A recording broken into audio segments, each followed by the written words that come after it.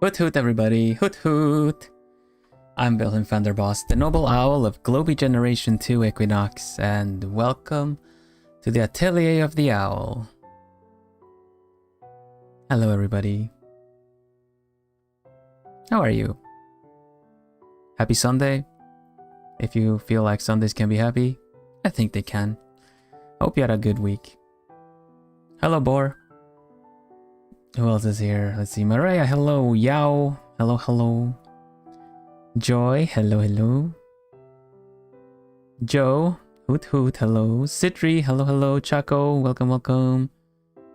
Newbie, Roblox, welcome, welcome. ATP, hi, hi. Sai, welcome, welcome, welcome. I think that's it. Sleepy, Allowed to be on a resting day, such as Sunday. Yeah, it still feels a bit weird. It still feels a bit weird to be doing the streams on Sunday. But I think it's nice. You know, we welcome in the new week. We say bye to the week that has been. And yeah, I'm gonna be drawing today. I'm gonna be aiming to finish the raffle prize commission. And there's some details that still need to be filled in, but I think I will. I'm gonna be stylizing it up a little bit too, so don't worry much about it. Hello Sandy, welcome, welcome. Yeah, time slots, time zones do be like that, but thank you very much for dropping by still. Is the stream working well for everybody? Yeah, welcome. Yeah, so today we're gonna be doing working on the raffle prize commission that was won by Citrina. It's been a while now, right? It's been a while since it's been running. Ever since, you know, the winner was announced, but I feel like it's about time to round it up, I think. So yeah, we're gonna be doing a little fixing up the presentation of it a little bit. So yeah, we're gonna go in, work on some details, and hopefully we have colors and details where they need to be. And then, you know, we can just kind of take it and fix it, like fix up the presentation before the full-on posting it. Hello Micah, welcome, welcome. Yeah, how was your week? Has your week been good? I reckon we'll I'll just get started on the drawing and we can talk about how the week's been.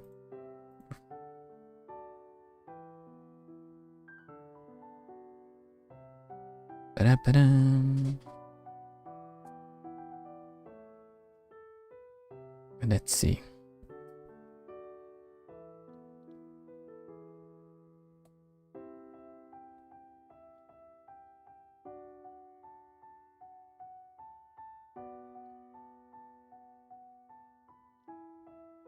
Yeesh. I think that's good. Or so I said, so I thought. Glasses are looking a bit foggy. I'm giving a microfiber cloth a go. And it's still foggy. Well, let's just go. It'll work out. Art stream.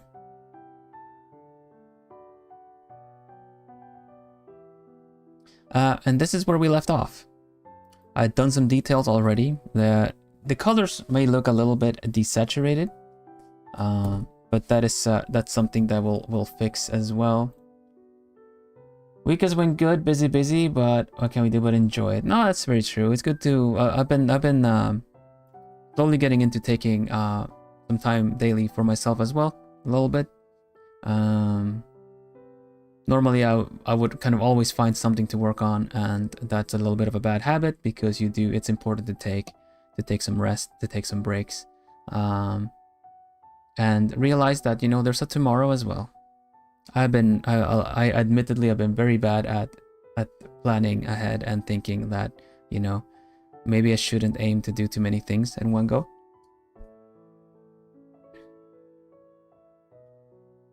So small lessons, you know, small lessons. Let's put on some nice little I'll just go with this one. Or if we're doing it like nice and chill, we can just I kind of feel like going chill, honestly. Microfiber cloth, the 1-year anniversary merch has come, has some really nice microfiber cloth. Yeah, so I hear, you know. Honestly, I'm gonna admit, I don't know if it's still on sale. I think it is, right? It's limited run for the amount of stock that we have, but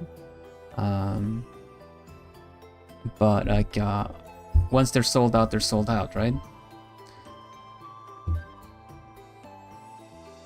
I still haven't gotten mine. Otherwise, I would be using that one. Hello, Abigail. Welcome, welcome. So, yeah. Color's almost a little dull looking on my screen, but that is because the actual glow layer is not really activated and we don't have the enhancement on the colors, which we will have soon. There's some color adjustment that I feel like I need to do to this one. This, of course, is based off of Citrina Shutterbug's Plume Zona or character, which we are drawing today. Let me see, we have it raffle price. Here it is, just so you guys get acquainted. This is the character reference. I also need to make a new window for this.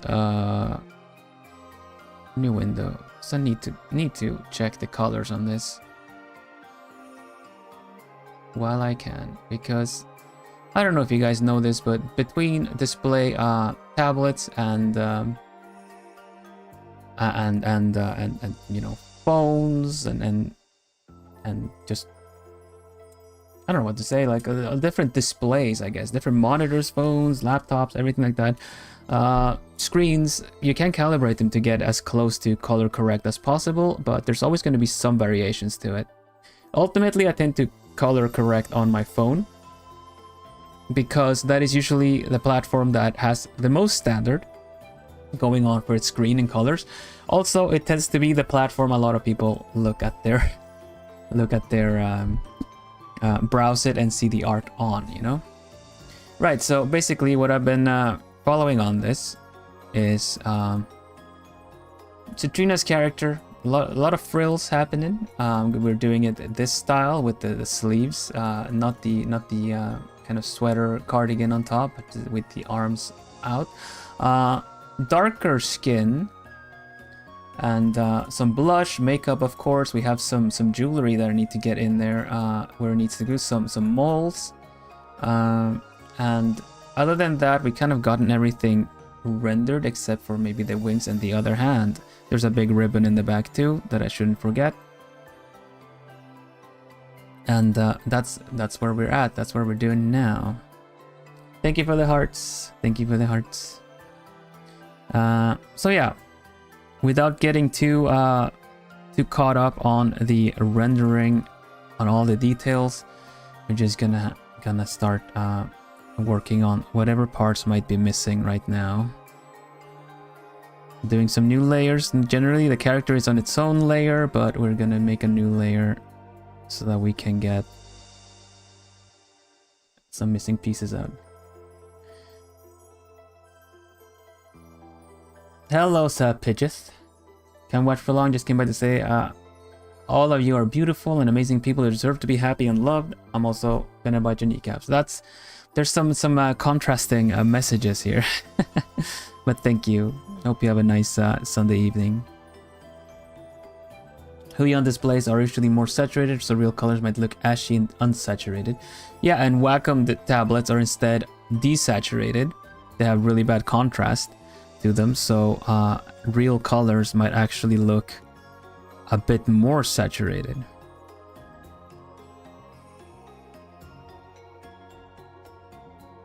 It's a struggle. It's definitely a struggle. I at one point got my main monitor, my mirror, my magic mirror, has a pretty decent, is a pretty good RGB color display. it's not a gamer screen. First of all, gamer monitors tend to not be very good for design and color correction. They might look nice and saturated, but more often than not, I've seen my art on the expensive kind of gamer screens and everything like that too, and everything looks very off. So the moral of the story is, always be sending your finished product to your different devices and monitors. It's not that easy, really. I would say, get yourself an app that allows you to color correct. A lot of these apps can be for photos, preferably not one that generates stuff and kind of takes over your drawing for you. Just something that lets you kind of color correct and check that the colors are right. You know, it tends to be something for photos with filters and stuff on it. Something that you can adjust contrast, whiteness, stuff like that, you know. And then do your final corrections on your phone before posting wherever it needs to go.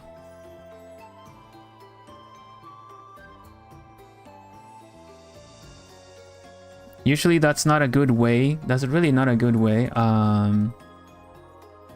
that's really usually not a good way to work on prints and stuff like that, because you tend to those apps tend to take away a little bit of quality from your pictures.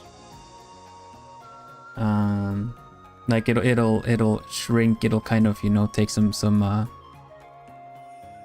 how do you say that? It'll just straight up kind of compress them and stuff like that, and then you post them online, they get even more compressed. So, but if you're gonna do a prints off of it, it's better to kind of try to stay and get the colors right yourself. Maybe have a second display. If you're streaming like I am, I can always check my stream currently on another device as well, which is really good to do, because for I think for the second session I did for this this picture, I was working off of the you know, the notion that all the colors was correct, and then I see it looking back on the stream, and then she essentially looks way more sunburned, more so than tan, you know. It's a bit too much red in it. So what I'm just gonna do is essentially probably fix up a little bit of these. A little bit of that. We're gonna fix it with some correction layers and filters and stuff like that to kind of really reach where we want to go with it. But yeah, this is very easy for me to start just kind of over rendering and kind of put too much detail where there doesn't need to be as much detail. So we're just gonna kind of I'm gonna mainly try to indicate a lot. We're gonna get the details that need to be included in. Like the jewelry that is missing, we're gonna get that in, but after that we'll kind of just try to work on the presentation more so, because as artists we can over render, we can just we can overwork on a picture very easily, especially if we can take it, there's no like time pressure and stuff. Then it's very easy to just kind of stay and grind and just kind of get detail work in where it maybe doesn't matter. It just kind of feels good to be working on that part. And then you kind of zoom out and you realize that, dang, I made one half of the character's head very detailed. The other one looks very unpolished now. So, you know, you either have to match it with that side, or you just kind of have to just remove what you've worked on. Bought a curved monitor thinking it might have helped me with the color correction. No, curved monitors are really not good for that. It's kind of silly. There's some I have an older monitor actually. I want somewhere. I don't have it connected right now, but that one is 1-to-1 print CMYK or RGB, completely like color correction thing, but I haven't really used it in a while because it's a square monitor. I bought that kind of 5:4 resolution monitor when, you know, widescreen full HD displays already was a thing, but it was just, I just completely went off of reviews over the fact that this is one of the last monitors that actually shows correct full-on color, so I just kind of dished out and got it when it was kind of already a dying breed. And it's kind of nice to be like have a small monitor, but more and more anything that isn't widescreen full HD display is kind of been phased out, so it doesn't really have a good spot to be.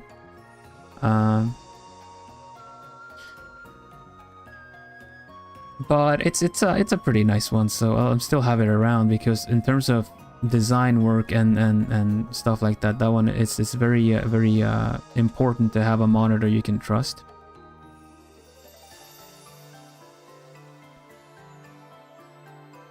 For the sake of room and having more display real estate to have more windows open and stuff like that, I actually grab like an old TV, and those are notoriously known for being the worst kind of color corrected monitors. I got it somewhat decent, but I really cannot trust it to be what I need it to be. The eyes, thank you. I really like to make the eyes pop. I like to use the eyes as the kind of first thing to catch your eyes. Yeah, you know, eyes for eyes. But I really like the eyes to be the first center of attention. You look at a picture, I frame them deliberately in ways for that to be the first thing you notice. That's a kind of composition and general kind of using brightness and focus and color and all that stuff, because the eyes are eyes catch the eyes. Yeah, if it's really bright and kind of interesting looking, then it will. Leon senpai, hello bananas, banana. My prize is a monkey ray. Dang, my prize. Why, thank you. Did I win? I feel like I won. Thank you. Blessed be the blessed Monkey King.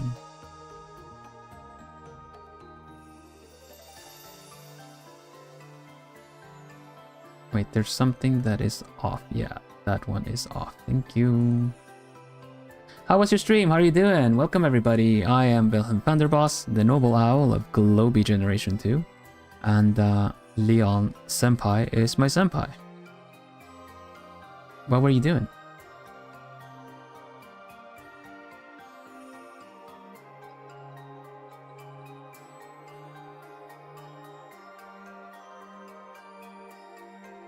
Hello Mute, hello Neandere, hello Octavia. Thank you for joining in the raid.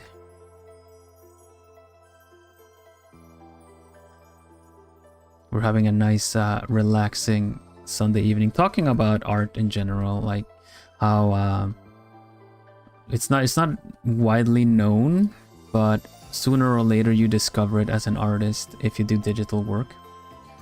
That the monitors, the display monitors that you have around you might actually show colors differently from one another. You usually don't notice it as much when it comes to games and things like that, but certain games you might, because they just straight up look desaturated on one device to the other. Did pulls and withering waves. Oh, how did it go? Did you get anything good? I'm not very well versed on the withering waves characters,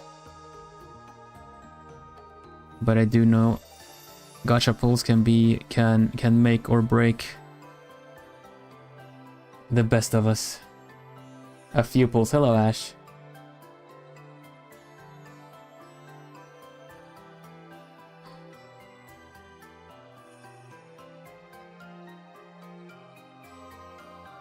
Luck was insane. Really? That was pretty good.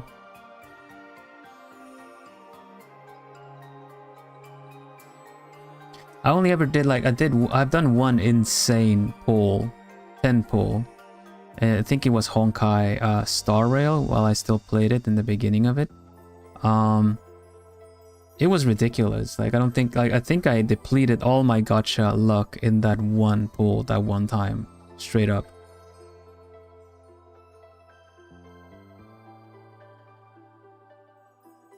It was ridiculous. I wish I had like a screenshot to show.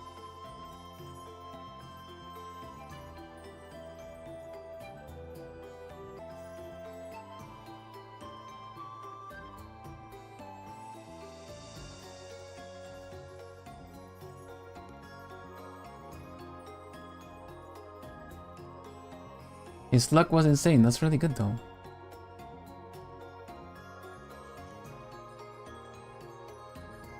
So what we're doing today, this is Citrina Shutterbug's character. This Citrina won the raffle prize from when I hosted a raffle. And right now we're just getting some of the details, the last little bit of details in, so that we can, so that I can just kind of start working on the general presentation at the end of it all. I reckon this is likely the last stream I work on this one. And if there's anything left to do after that, I'll round it up off stream.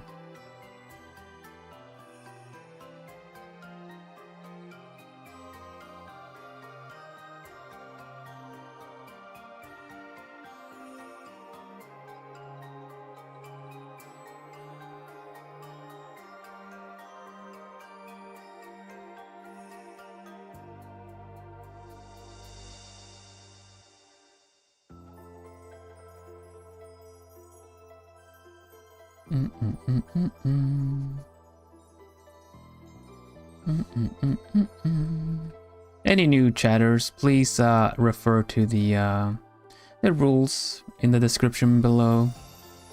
I would appreciate it. Help it keep a nice, safe place for everybody.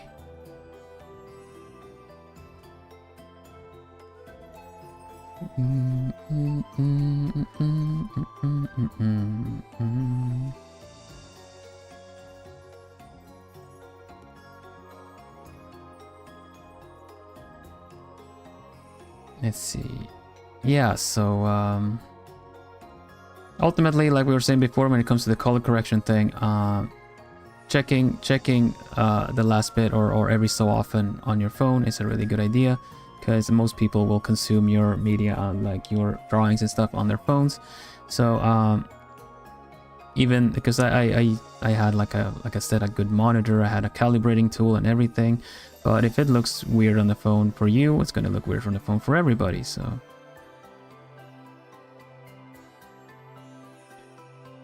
kind of like how we were saying that console gaming generally was a really good idea for, like, in the way that it standardizes what everyone can expect, you know? It kind of standardizes the hardware that developers can do their things on and things like that. It's the same deal with phones, I think, because most apps, most most things that you consume tends to be on a phone, on an app, right? So you can argue that you're using all 255 shades of color in your picture, but it's just, if it just looks like a gray mush, then it just looks like a gray mush, basically.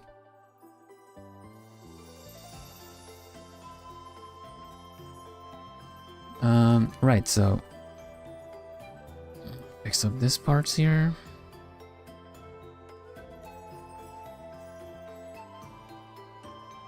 And yeah, keeping it kind of painterly generally. I don't want any sketchy lines like these, but I don't want the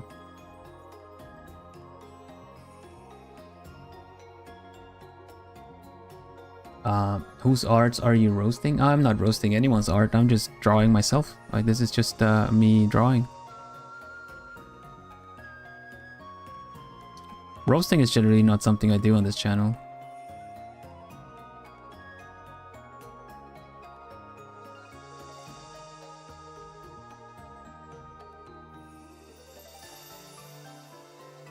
Not necessarily, since developers need to do a lot of playtesting, since game of PS5 won't look the same as if it is on an Xbox One, since the hardware's Different in some aspects. Yeah, but that's multi-platform. We're just talking the one console. If you're developing towards PS5, you don't have to worry that someone went and got a better graphics card for their PS5. You kind of always know that it is that a PS5 is always going to be a PS5 until they start releasing new versions of it. But it lets developers target a certain you know, it lets development target a certain performance.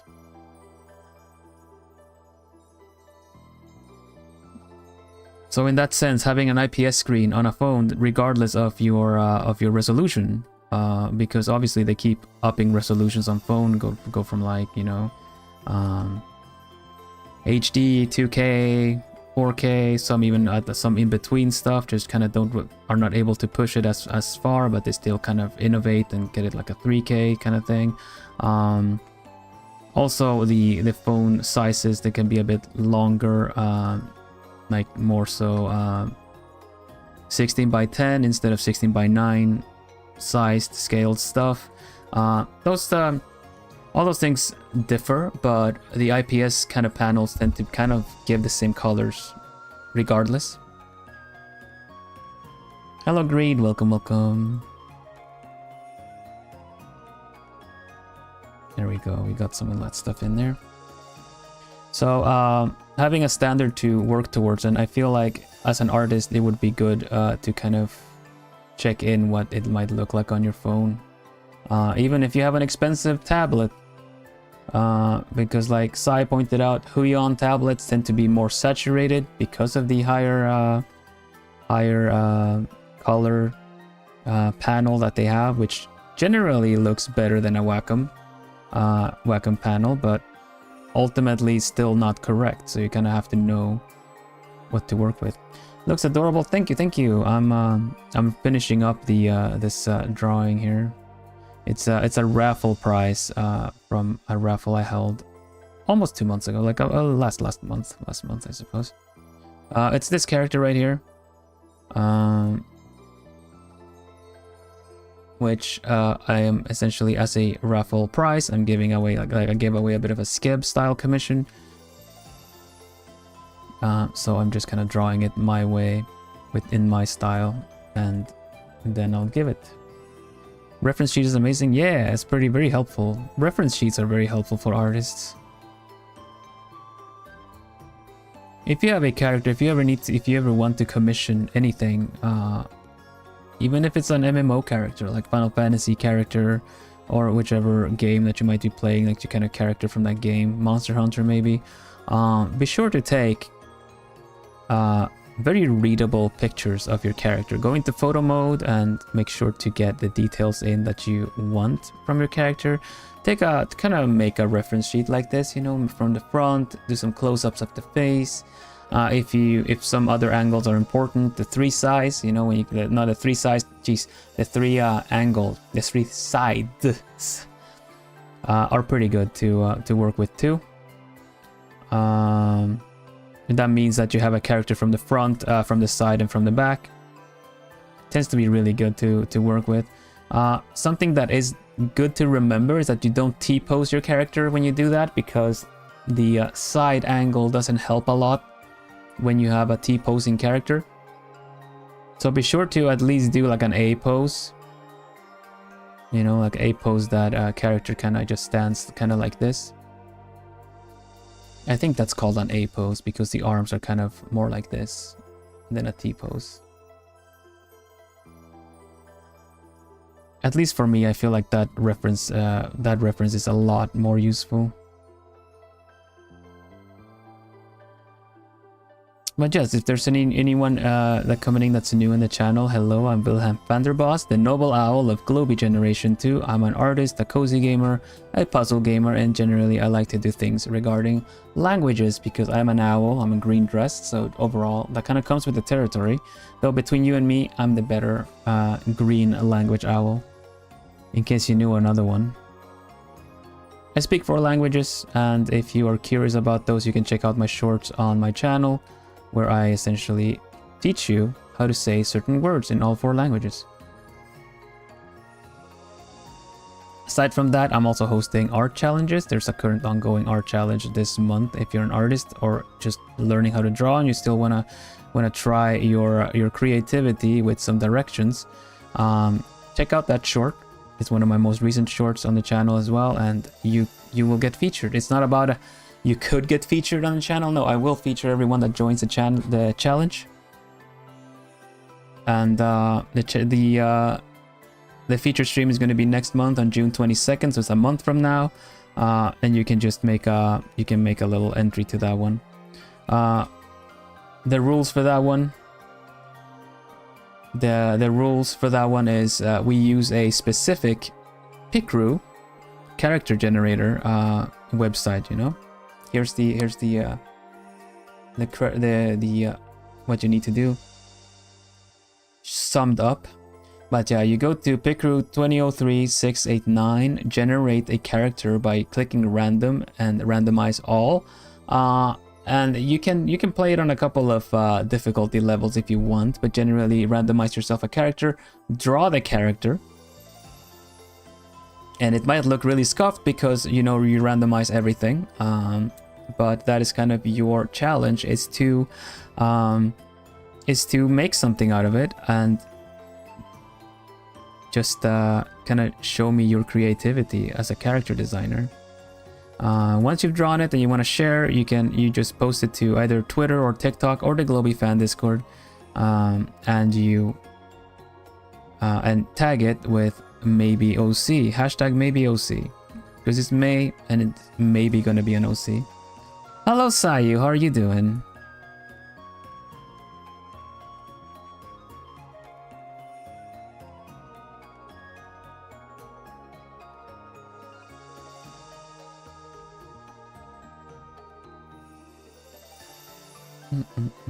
But yeah, I aim to host new art challenges every month and then feature people. I want to engage and motivate people that might be either running an art block or just kind of looking for stuff to do to practice.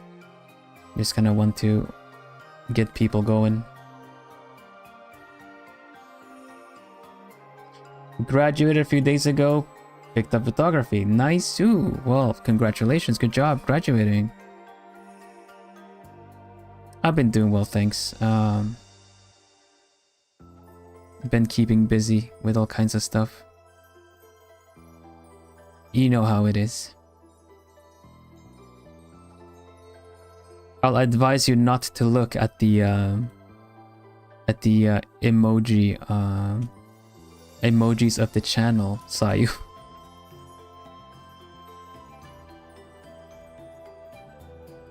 Here's a good little thing that I hadn't noticed so far. The collarbone.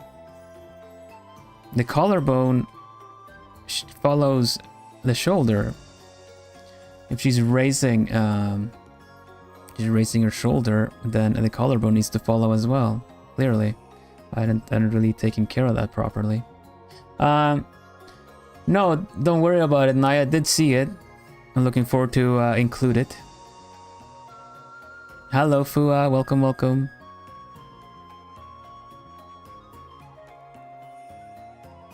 Yeah, Saya, we had a kegathon to unlock the kegs, and then in order to get more emotes, people got kind of attached to the kegs, so we kind of kept pushing the kegathon in order to be able to keep all the kegs, and I think we kept all except one keg. So.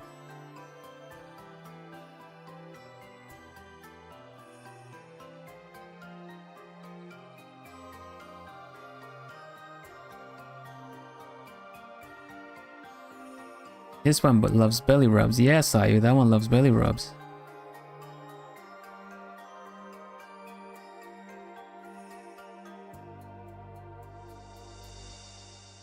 It's quite clear that the misplaced kegs, for those that don't know, right? For those that don't know, I played Stardew Valley throughout, I'm not going to say a full playthrough, but we played it for a... goal of finishing the community center, which is one of the main goals in early game goals in the game. Succeeded pretty good.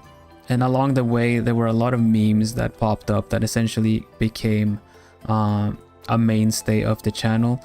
One of them being that I just deliberately misplace kegs or any kind of items in games that people kind of be like, oh, that one is out of that one's misplaced, fix it please, and then I go essentially make it worse. That's a little bit of chaos that you can expect from this channel. But yeah, so the kegs, for the funsies and for a membership push, I had that as a goal. Like let's get a keg emote in here, you know. And all of you guys, you plumies, the fan base went above and beyond and kept pushing for more, and we ended up getting a really nice amount of new emotes. So thank you so much for that. That was great.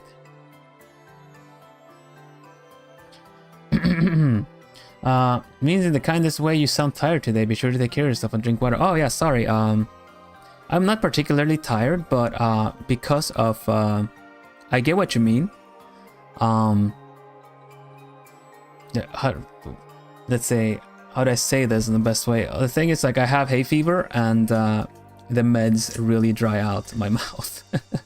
So that's a good reminder for me to hydrate, actually.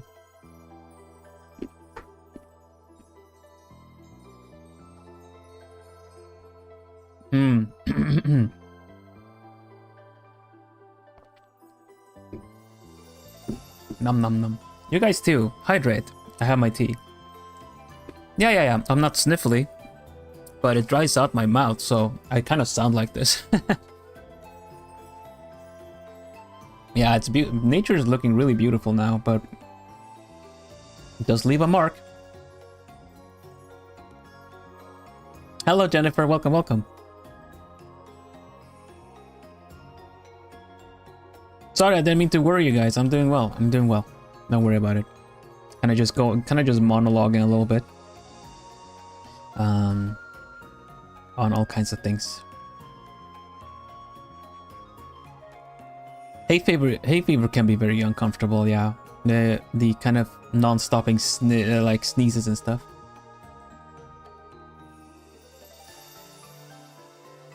Bum, bum, bum, bum, bum.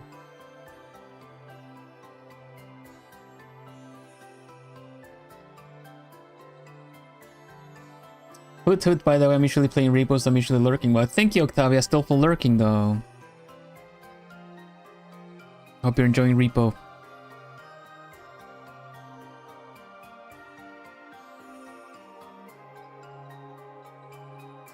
I don't think I've played an honest-to-goodness, like, aiming to clear places, and co-op and teamwork session of repo.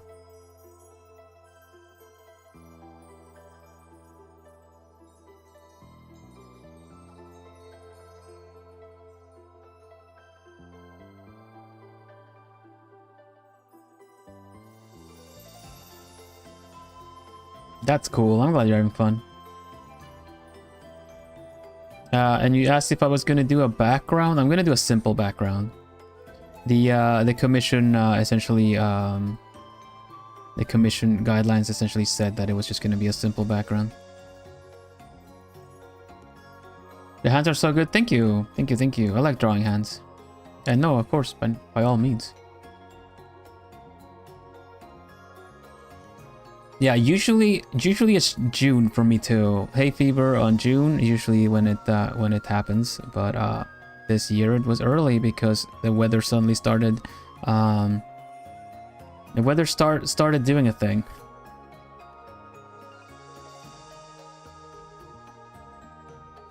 And then nature kind of just went like, "What? It's time already? Ugh."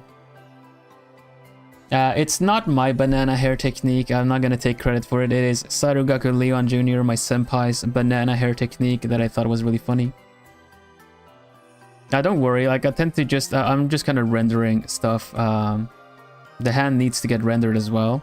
So yeah, what I'm gonna do is I'm gonna render this part. The target right now is this part. Because everything else has kind of gotten where it needs to have. That one is going to get targeted, and well, I guess that's almost it, actually.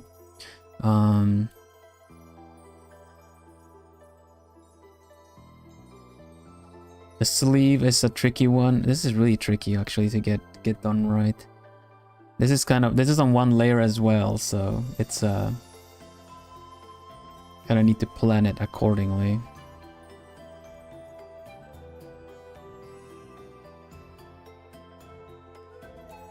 I don't even know if this is appropriately thick either. Like the thickness of the sleeve is not proper either. Let's put another holy place thing. One layer. I do create I create new layers here and there when I'm not sure it's gonna work out. If I feel like I can trust the process and just kind of be like, it's fine, I'll just repaint stuff, then I'm fine with just kind of drawing on the same layer. Like right now I'm drawing on the same layer, but if it's something that I like, I'm gonna put on top of things like the jewelry, I'm probably gonna make a new layer for that, honestly.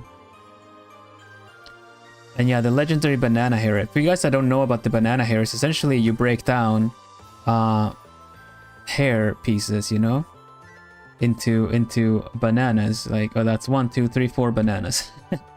I found out about that one. When I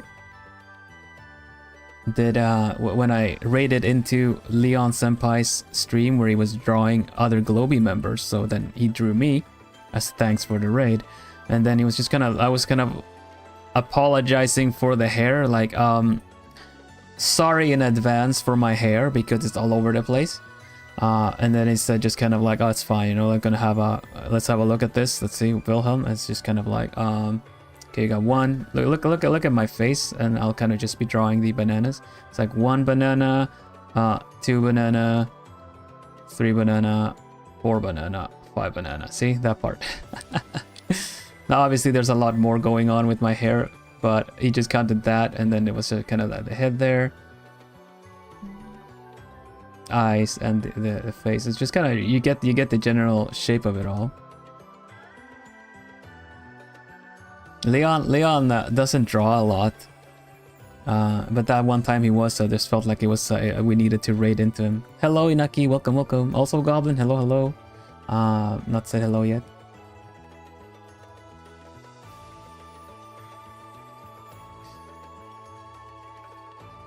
Some are just like, these are just kind of happy little mistakes as well. Do you see how textured this part looks? How painted this looks?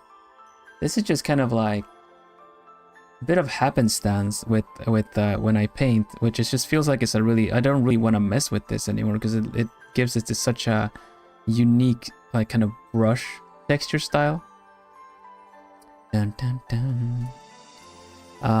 So we got this one. Let's see, that sleeve. We go here. Put that one there. I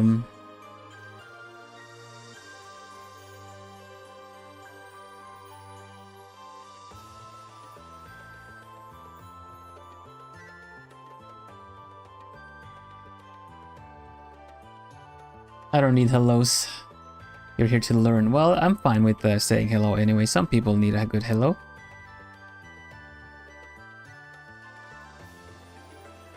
It's kind of nice to be noticed. I feel like it's nice to get a hello whenever I join in someone's stream and stuff.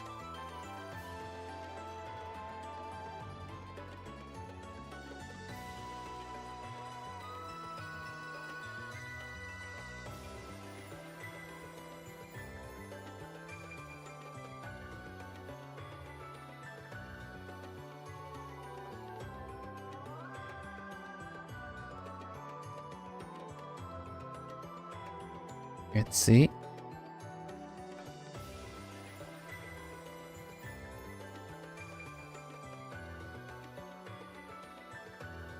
Mix some of the colors in here. This kind of highlight doesn't make a lot of sense, honestly. I think I'm just gonna dull it up a little bit.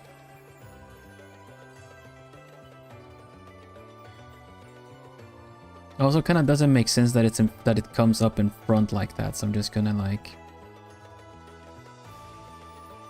yeah, it doesn't make sense because the hair is in the back. The this part of the hair is in the back, so for it to suddenly come up to the front doesn't make sense because this one should be in front of it, you know? Oh, you don't have to worry about it. I haven't actually even done it as curly as your character generally is either, Citri, so don't worry about it.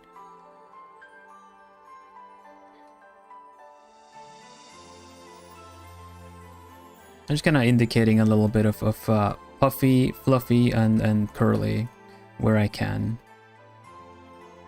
in order to sell it, the fact that it is very fluffy and curly, you know. So yeah, don't worry about it. It's all good. Everything is in the reference sheet as well, which is also really good, really helpful. Respectfully, I still can't get enough of how soft the collar and chest area looks. The rendering is really, really good. I tend to, thank you very much, first of all. And I tend to really like to, whenever I draw soft, like skin I tend to blur it. I tend to use airbrushing in order to kind of get the shapes in. I think go in and kind of blend it out a little bit more in order to get, because I feel like if you're going to render a part that is soft and sell it on the fact that it is soft, it needs to be, you should use soft tools. That's just kind of how I do it. You really don't have to like follow that to a T, but I feel like if I'm rendering armor or other like equipment or hard mineral materials like that, then I'll use like something that has more of like a contrasting look. But whenever it's something that is soft, like the skin, generally it tends to also get rendered with softness, if that makes sense.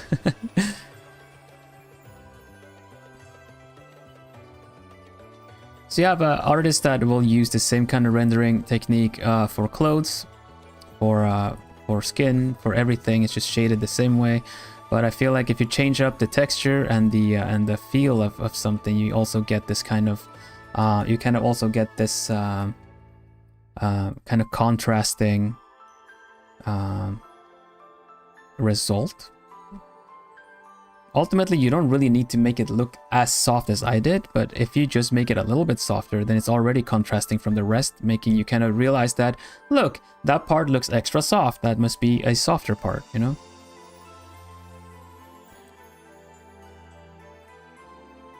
Or something harder.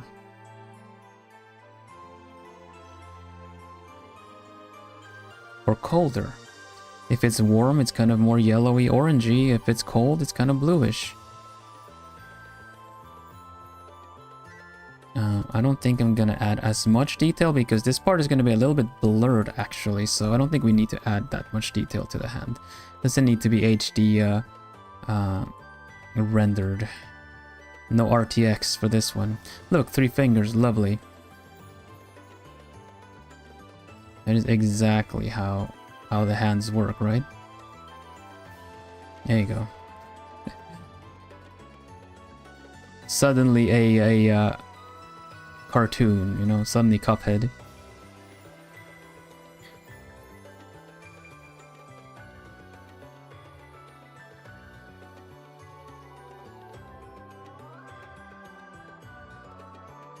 It works, but then you have to do it for everything.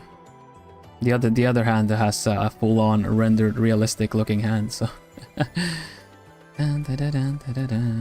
okay, let me just get a little bit of a brown tone for the wings,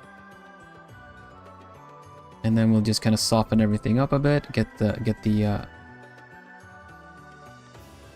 see, this is a new layer as well, because even though I could just pick the color and paint over it, that would just take up a lot of unnecessary time unless I did it like this. Honestly, the pinky finger doesn't really like the combination of a ring finger and a pinky finger tends to kind of fill the same kind of function together, so I don't blame them for doing that.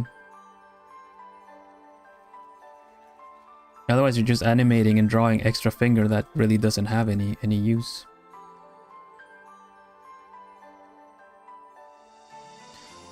Let's look at the wings. Wings. Wings are a tricky thing too. You can make a wing, you can make something look like a wing by just doing layer upon layer of kind of long feathery things, but ultimately wings also have bone structure to them. But if it's just decorative feathers, it's all good.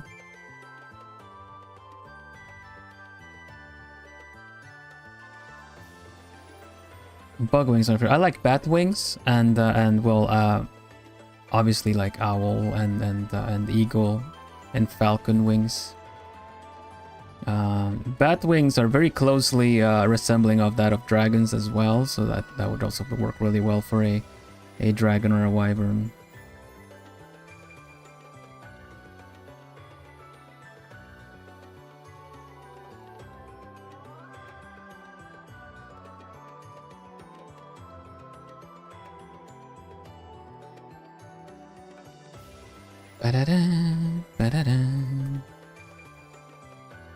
Let's speed up a little bit. Let's go.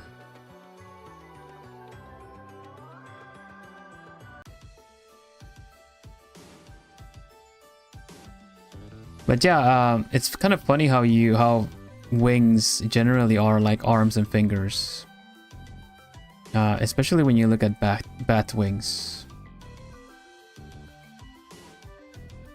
Locked in a little bit more. It's not the orbit song, but I just wanna have a little bit more of a because if I have too soft of a song, I also get kind of too slow of a song. I get slowed down.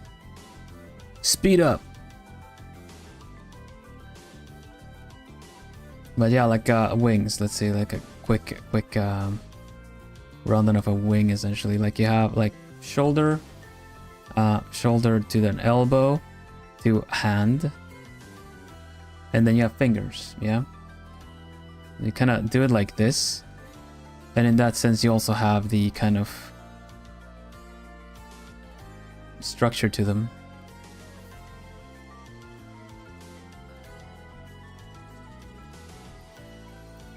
Because it's kind of webbing. It's also technically this would be a finger as well, so it just kind of goes more so like so. Not that was the one extra joint.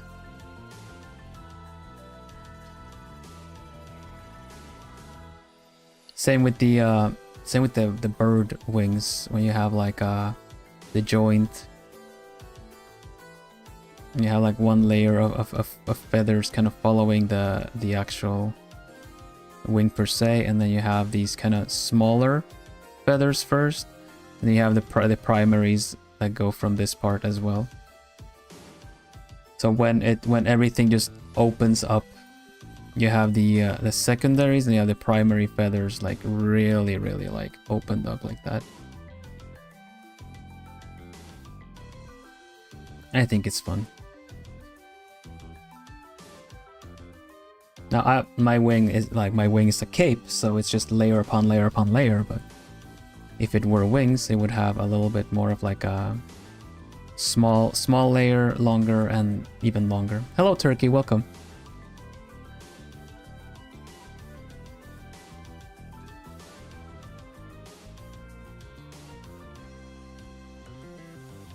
Bam, ba-da-bam, bam, bam, bam.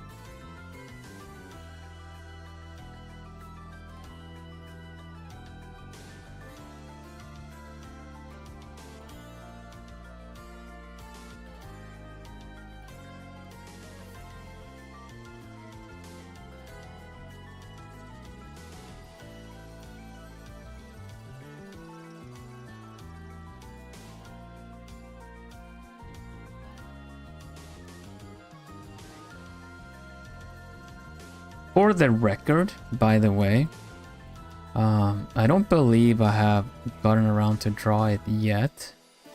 At least not, on art streams. But the same kind of rendering here, I would do the same for a guy. because the skin on top of even muscles is quite soft. Muscles in turn as well, unless they're being very tense, are also quite soft.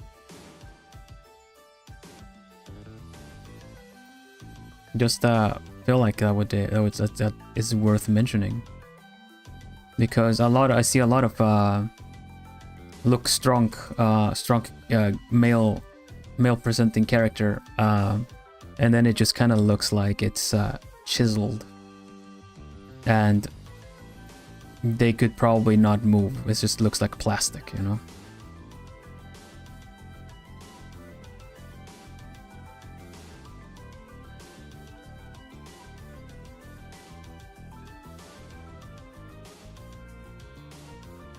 Could be a stylistic choice as well. I'm just saying that in my end. Yeah. Like actually, relaxed muscles are very soft and jiggly and everything, so to say.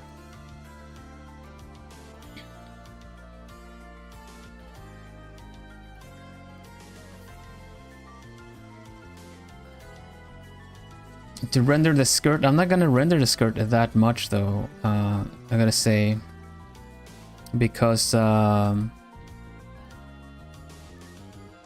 it's generally just gonna be a little blurred, so I'm gonna save myself a little bit of work here.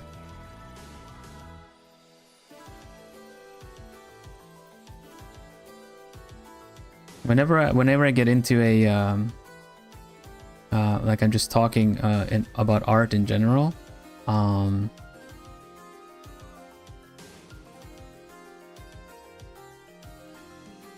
I tend to kind of over render things more so than what I actually intend to.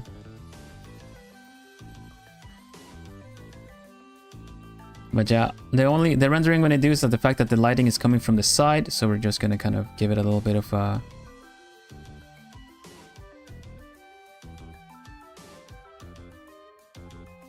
and let's see.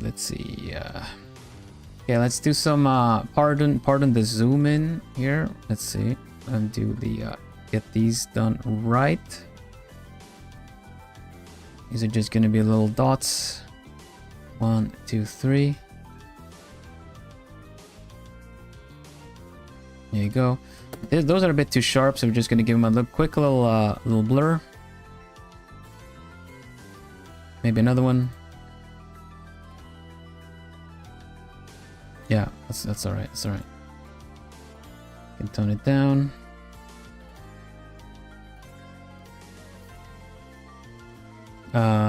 And we need to have the little detail here. Let's see what it looks like. It's a feather, I believe. Let's have a look at that.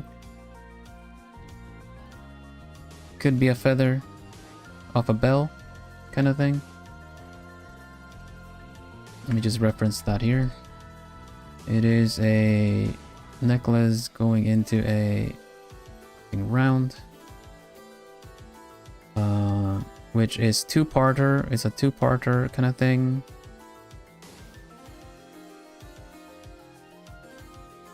And then I'm just gonna do it like this.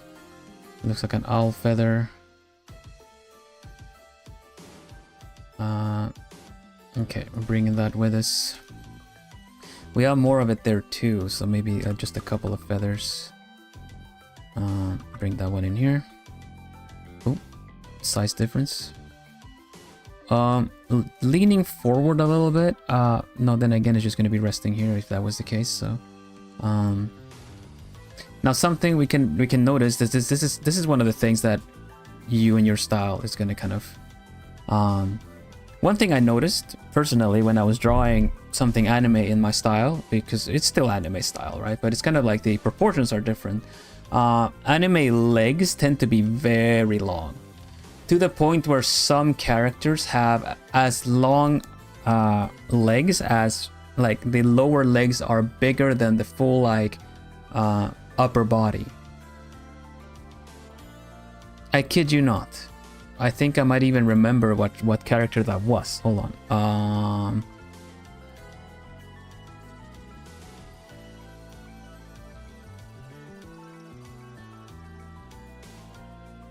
Here we go.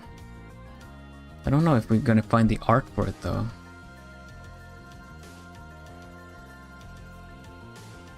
No.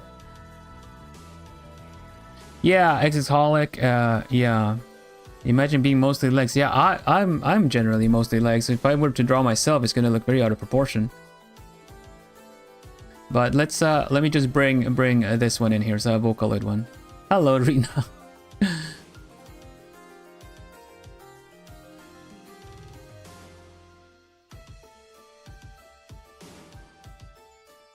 I remember this one. This is old Vocaloid stuff. Okay. So, torso, yeah? Torso. Then we have hip and thigh, and then in different color. Let's make it green. And then we have lower leg from kneecap to ankle.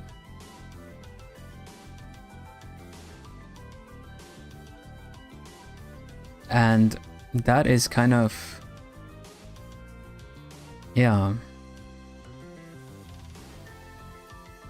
Trying to translate that into a kind of a realistic style is very difficult to make all the details fit, especially with how many stripes and everything you saw from the socks. How you doing, Rina? Welcome. And yeah, there are a lot of anime styles. There's a lot of like otome game styles and everything like that that also have very strange but stylized anatomy, which is kind of the bit that makes it a bit tricky, because you kind of have to translate and make that work for your style somehow. Oopsie. Keeping those, putting this one like there. Dun, dun, dun. How are you doing? Thank you for dropping by, Rina. Also, Neko, hoot hoot. Welcome.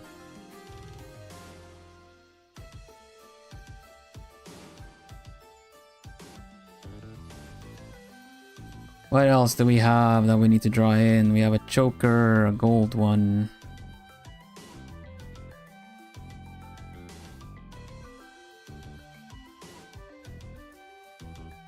All right, Goblin, take it easy. Thanks for being here.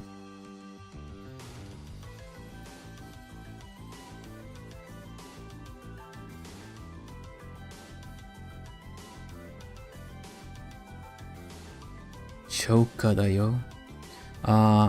Put like a somewhat of a bell or something there too, like a little jewelry thing. There we go.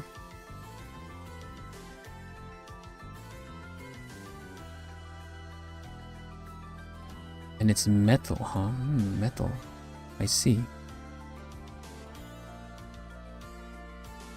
And then this one per se, this was just kind of tied up with this. How do we do that in a good way? Just like this, I guess. What?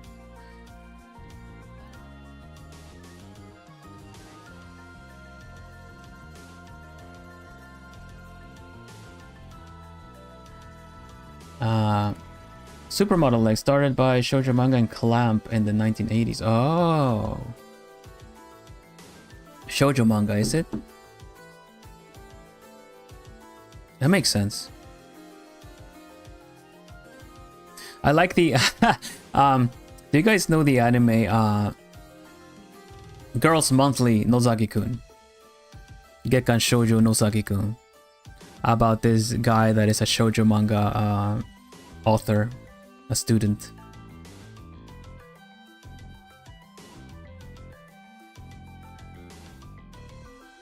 Yeah. Sakura, the girl that has a crush on the main character, on the actual author, she has legs for days in the outro, but she is so short. I'm just kind of like, that doesn't make sense. If she has legs that long, she should not be teeny tiny.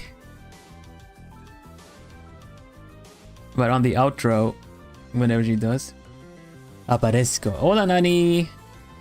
Muchas gracias por Memba Supa. Bienvenida sea.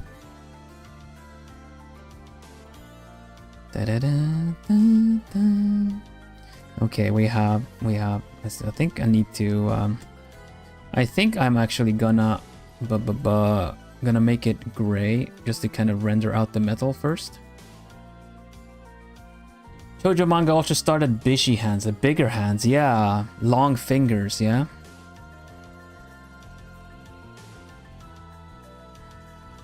God forbid a girl have shifting physical features depending on the scene. I think they're always kind of like that, and just draw all the guys very tall.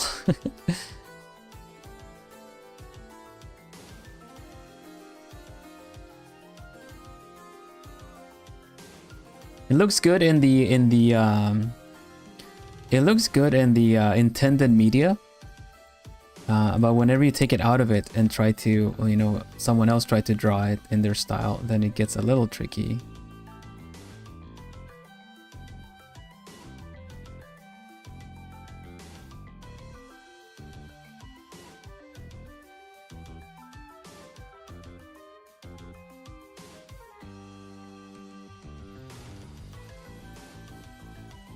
Okay, we're just gonna go with this, I think. Make the color a little bit darker there, and then bring it back on a secondary lighting on the edge right there. There you go.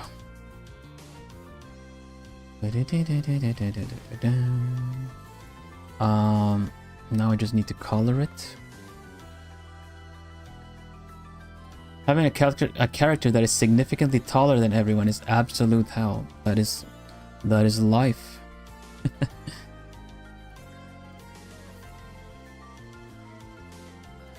One thing that when it comes to making sense of people's tallness and stuff, you have this whole way of it's a very basic thing you learn, which is counting head sizes.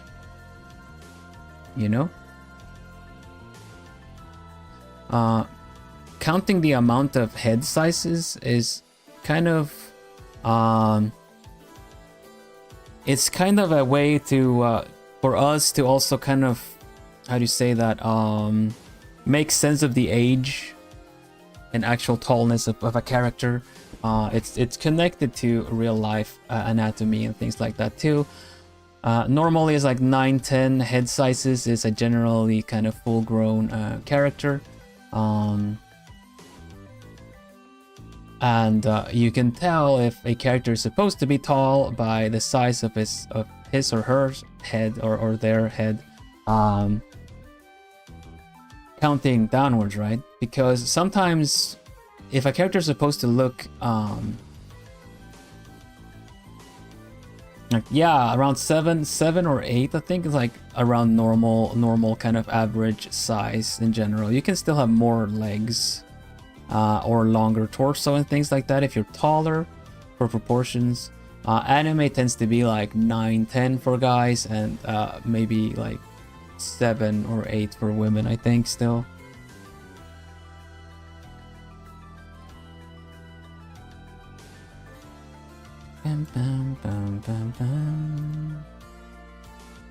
If I recall correctly.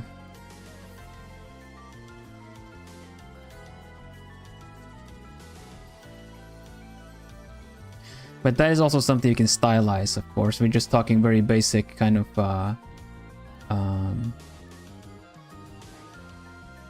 learning how to draw kind of stuff. It's really good to do that still, like Sai says. It's good to have that kind of habit to get the proportions down right. Especially if it's supposed to be kind of, you know, somewhat realistic looking, not too stylized. I wouldn't be saying, I don't like using the word realism when I'm actually drawing anime and stuff like that, because it's obviously quite stylized on its own, but I like to how do you say? I like to whoops, that is not where I want to be. This is experimental. We don't want to mess with that. There you go, there it is.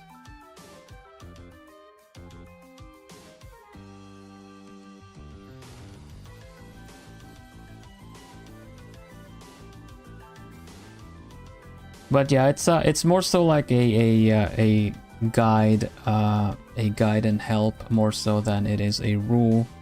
You don't have to worry about it if you have preferences that essentially making longer legs and stuff like that. It's kind of a good rule to do if you want characters to look like they belong together. If you have different kind of proportional references like that in a group, they will kind of look mismatched, and you can still argue that, you know, different styles of characters belong, but one will look more cartoony than the other if that's the case.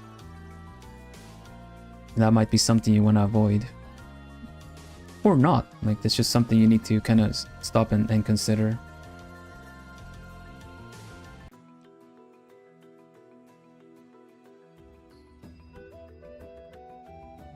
I'm very, very painfully stylized, but I want to keep the proportions somewhat realistic. If not, I feel like I'm stretching their limbs too much. Of course, the head I do are like Bratz giant. Yeah, but I get ya. If anything, whatever proportions you decide on to use, like for your own characters and stuff, if anything, it's good to create some kind of proportional reference so that they all kind of belong together. You know what I mean? It's kind of like anything that is stylized, anything cartoony, they have their proportions as well. So you can have the main reference, maybe the main character is the main reference, and then you can kind of go from that to everyone else. Like if you look at cartoon stuff, you're able to tell if a character is like supposed to be big, bulky, strong, or just kind of just small, based off of the proportions that you use.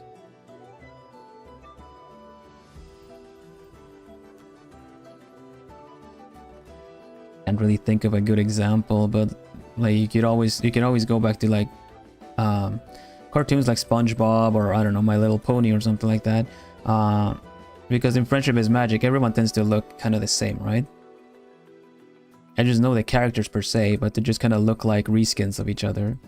Actually, you know what, a better one would be Genshin characters, because you know how they're kind of thrown into different categories of how old the character is.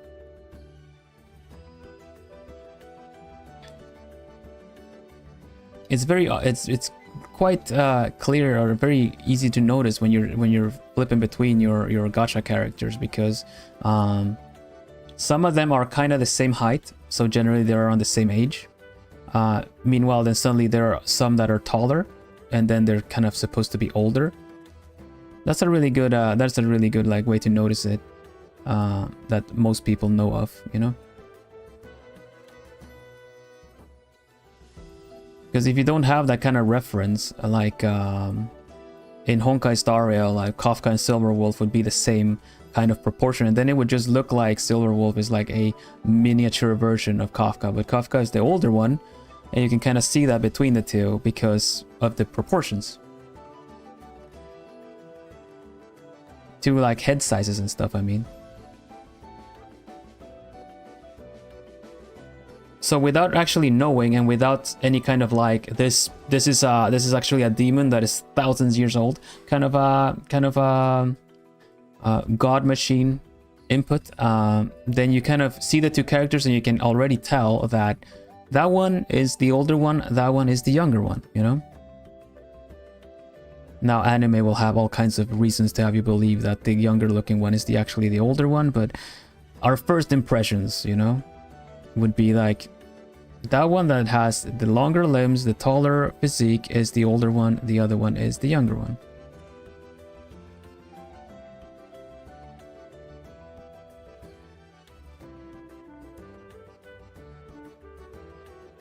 And that's something you kind of want to keep in mind, because you can spend a lot of time on a picture, but people that are there like just browsing, unless it's like a devoted fan that just really wants to have a look at your picture, people will be scrolling past it, right? So you kind of need to transfer this impression and this information as fast as possible. And something like age you do with proportions.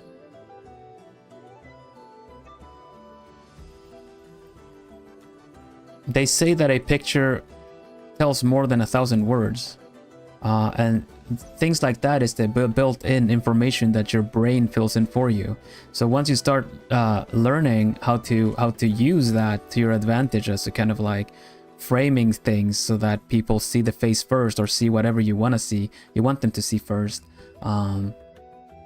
then that's kind of how you can catch people's attention faster,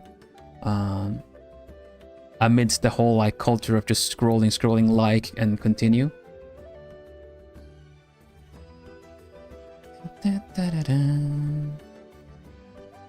At least that is what I believe. Ultimately, the algorithm has to favor you too. Speaking of the algorithm favoring, I would really appreciate it if you guys give the stream a like. It helps boosting it to the overlords of YouTube to actually have it realize, oh wow, this stream is active, let's show it to more people. So I would really help, it would really help, and I would really appreciate it. Of course you don't have to, but I would appreciate it. Thank you. Thank you. That goes for any other creator, not just me, not just here. Like if you go watch someone's stream, make sure to like it, at least while the stream is up and about, you know?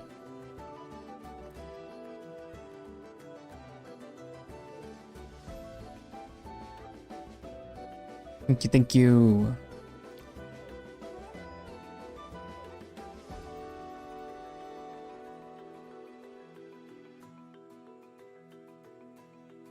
Just gonna do it like this because it's covered by the hair anyway. How you doing, Chaco? I don't think this... Yeah, I actually should see the feather. Not as far out as the reference has it, but I don't mind putting it right there. Like this.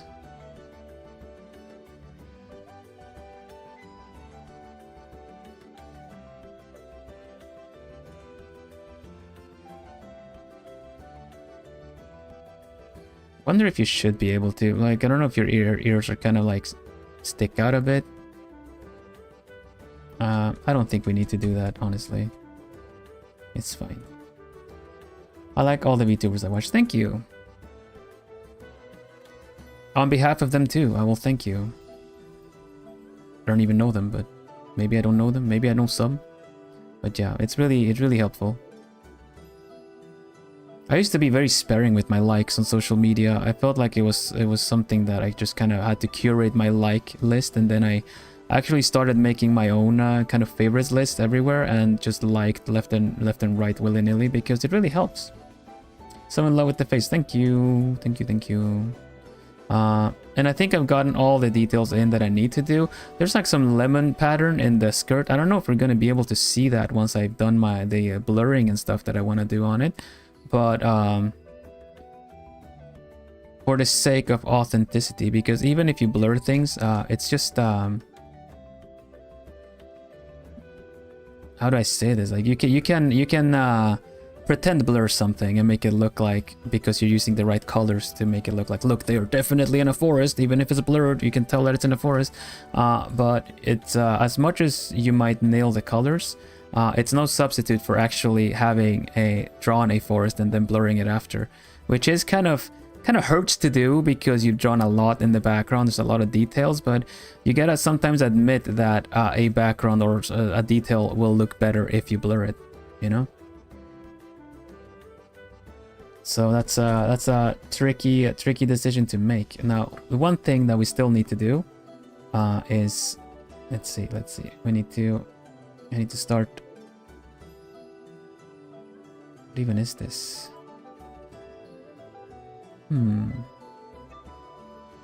Okay, yeah. I'm gonna merge everything in once. Let's see. Okay, that one can go. These are the jewels. Those can be on their own layer. Okay, that one I used the same layer for. Let's fix that. Put that one there. Connect it. We're almost done, yeah, pretty much. We're gonna do the little touch-ups. We're gonna figure out what to do with the background. I might also figure out the background on my own after, but we'll let's just kind of get the last little things in. All right, what is this? That's the jewels. Okay. There's some shading going on. Good, good, good. I need the shading to go on. Here's a trick to make it look elevated a little bit, because she's leaning forward. Instead of, let me just do a new layer. Instead of following the shading right underneath of the color, which would make sense if you're standing upwards, take out a little space. Like, start from when it's actually connecting and hanging from. It's probably the collarbone. And then you just kind of take out a little bit of space. And then you also, of course, alter the shadow of the rest of the thing. Like so. Give it a good blur.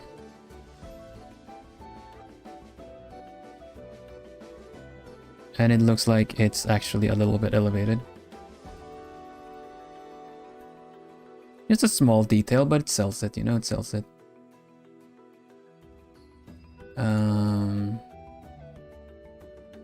Okay, now we need to kind of fix the colors. The colors are very greenish on my end. There's a lot of other colors that need to be here. So also one thing I want to fix looking at the other side is just this part right here. So some color correction is still needed.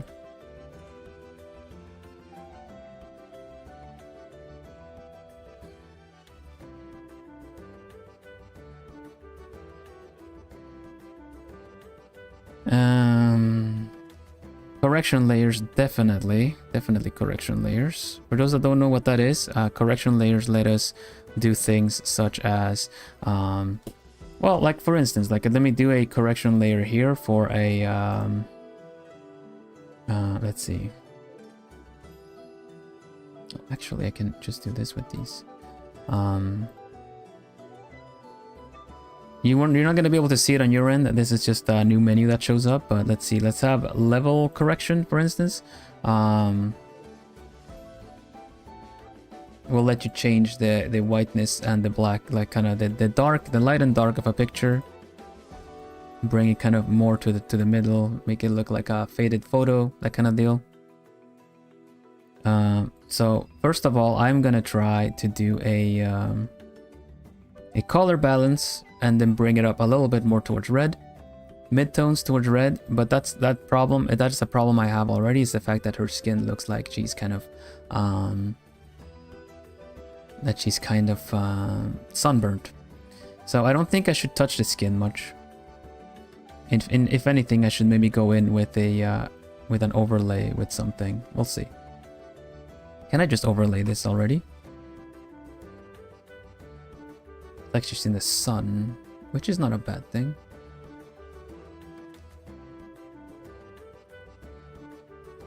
That gets very orangey again.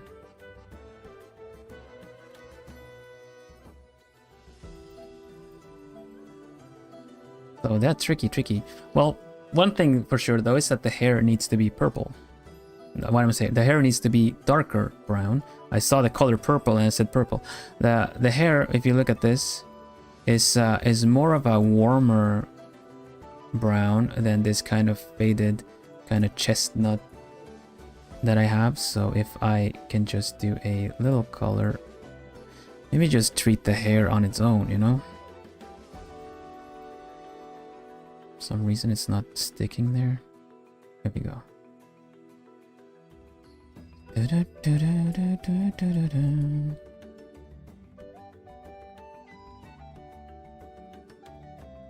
Yeah, this is a part of digital art that a lot of people don't really know much about.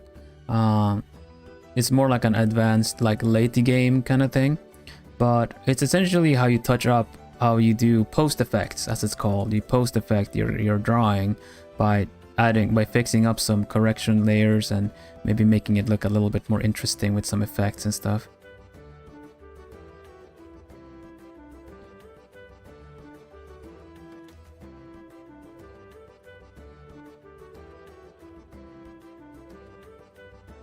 Right now with this kind of bright orangey, she's giving a bit of Ariel from, like, you know, the animated Little Mermaid.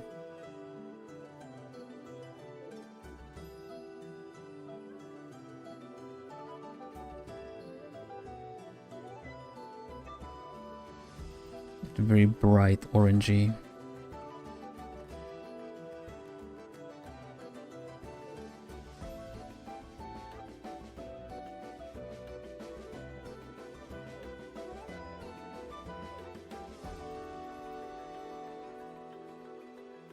Let's see. Ballet.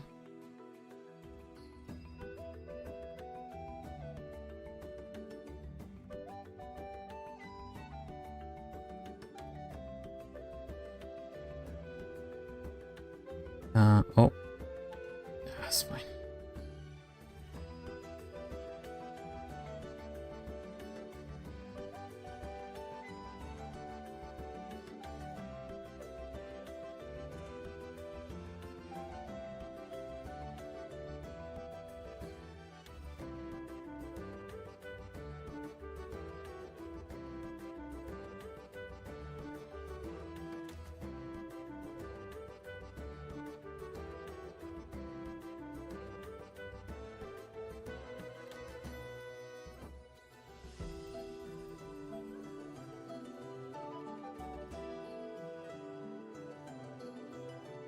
Just locking in a bit to... I'm gonna go a little quiet just to get the lines done.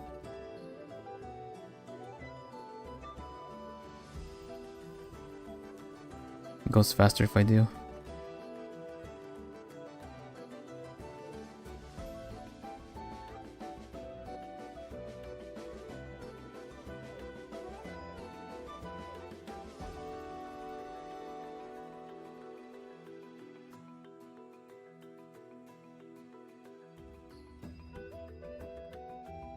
And we'll be back once I just draw everything in like it should.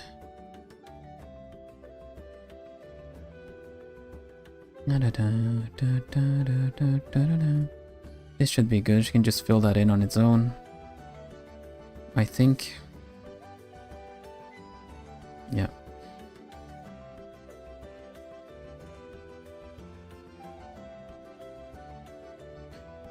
All right. Hopefully we can just oof. See, I missed the part.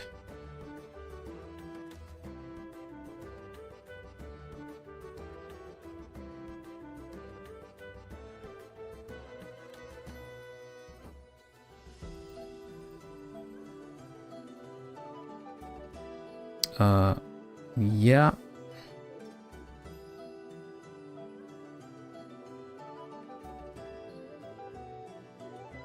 Oh, this part as well. So one thing that is always the deal with doing it on one layer or few layers in Painterly is that it's really hard to make it look clean. But that's why I just kind of stick to the Painterly stuff. We're just gonna use overlay for this one. Change some of the stuff. We're gonna make sure to get it a bit more brownish. So it's really not as reddish as this is, but at the same time, I think it is still the closest to it.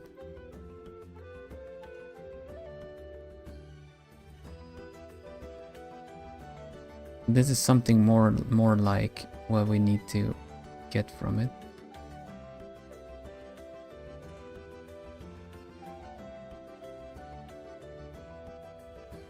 Oh, it's not changing anything.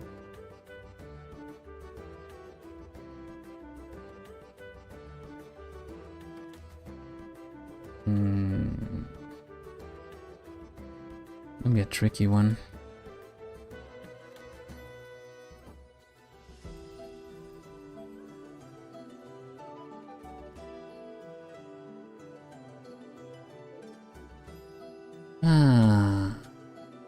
How do I do this? Hello, Coca. Welcome, welcome. Whoa, whoa, whoa, whoa, whoa. That's one too many. There you go.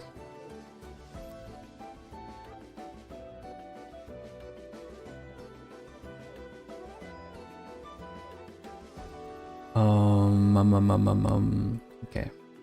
I'm just drawing. I'm just finishing up this picture right now.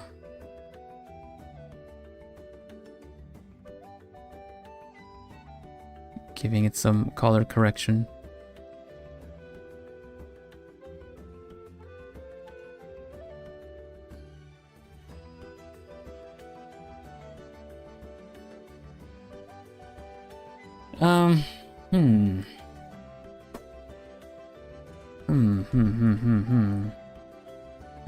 All right then. I think we're just gonna stick to this as is.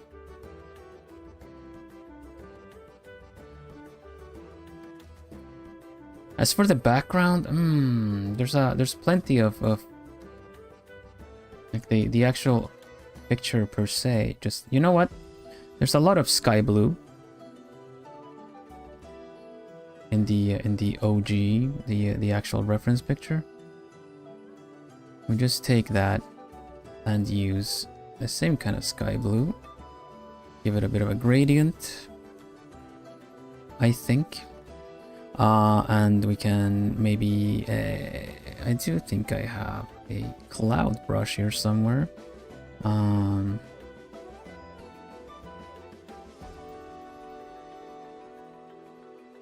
Just gonna give it some nice puffy clouds, and maybe also some other kind of background there.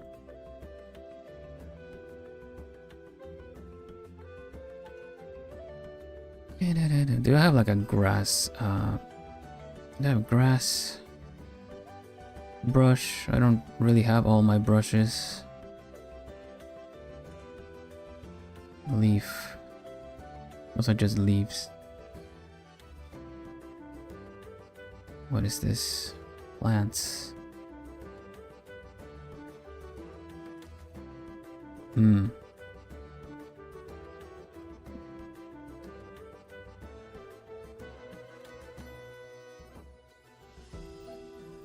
No. Don't have all the stuff that I need. Ah well. Maybe we just leave that out of it. Feels like it's a good framing on its own.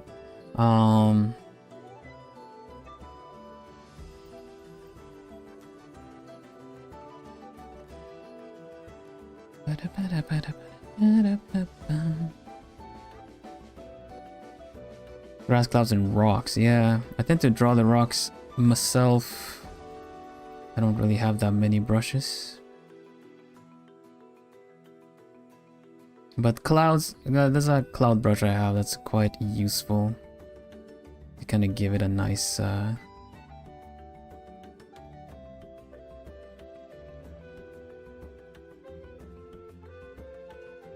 nice cloudy.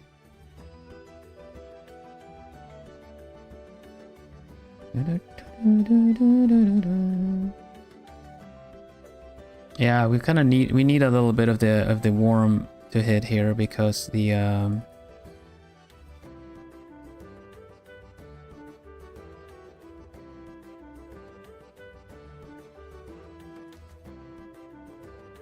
take care, turkeys. Thank you for hanging out.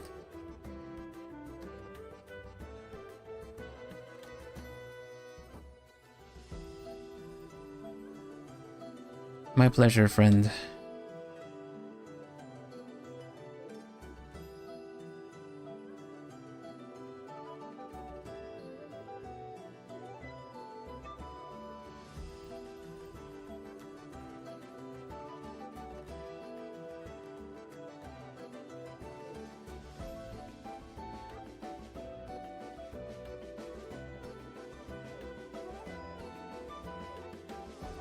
I'm gonna have to be really careful with this kind of highlighting, because it's very easy to overdo it where it doesn't make it wouldn't make sense.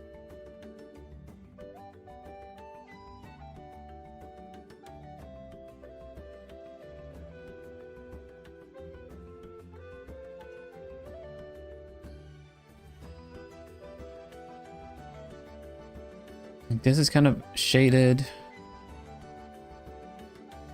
There's also the fact that there's a blue sky. There's also a chance to use a little bit of of blue kind of rim light to kind of for the actual reflective sky in a way.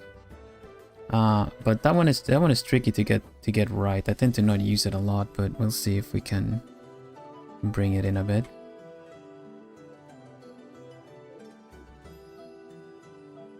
It's kind of tricky to really get it right. There you go. I guess it would be color dodge.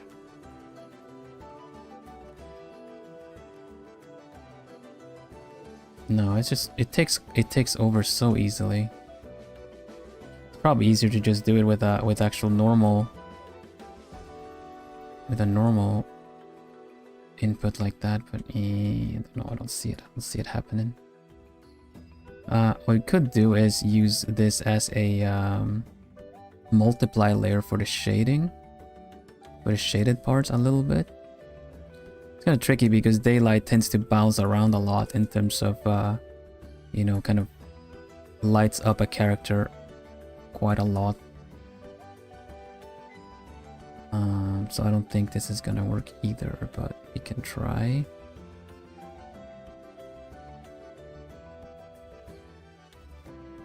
No, it just looks blue.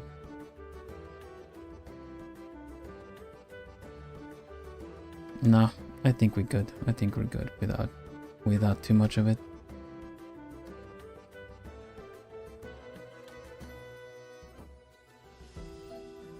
And by the rule of anime, the face is always perfectly lit no matter what angle it is. Everything else gets to be different.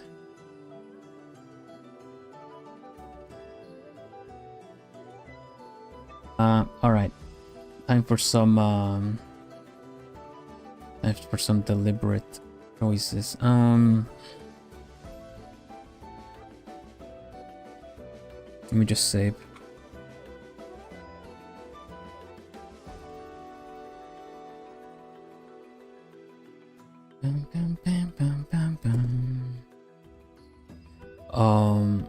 What do we go about with this?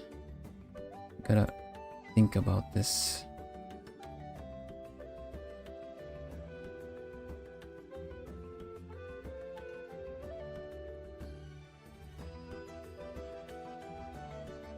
I guess it's really about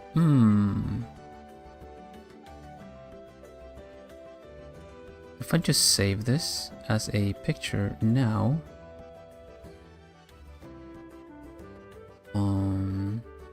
as it is,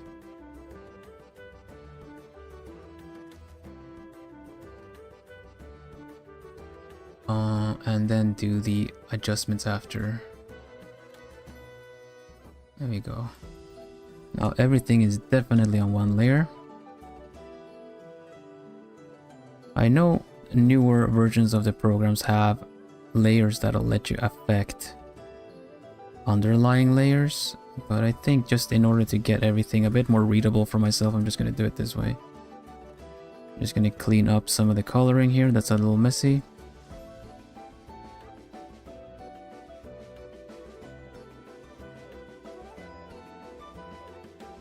And then we're going to give it a fake camera focus change.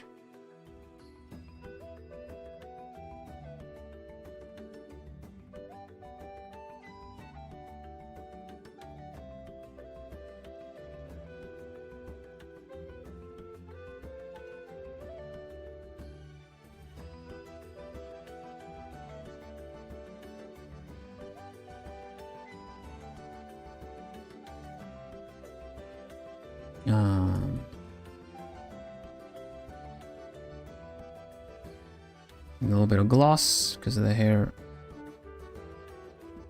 Just a really good conditioner in the hair.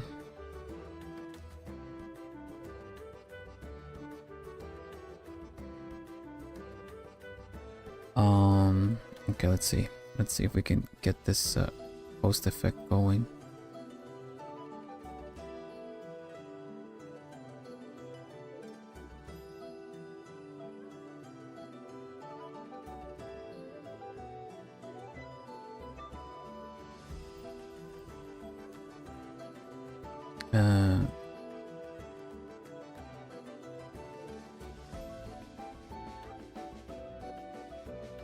Sponsored by some good hair products, yeah.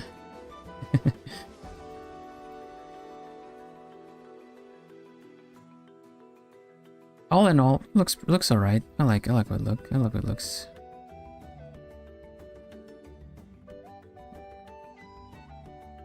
Grab some of the shading there. Give it a little bit more of a lift the wings up a bit. And yeah, okay. Let's just give it a good old copy. And we are gonna do 3 steps of blurring, I guess. First one is this one.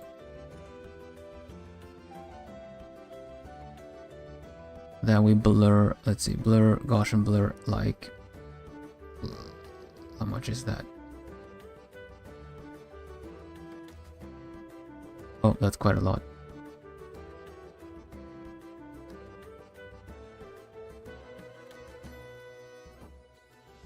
All right, good.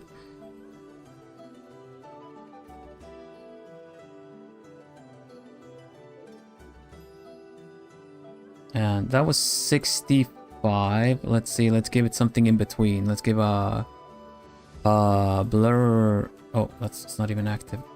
Give it a blur, Gaussian blur. That was 65. Give it 30 something. 32, I guess.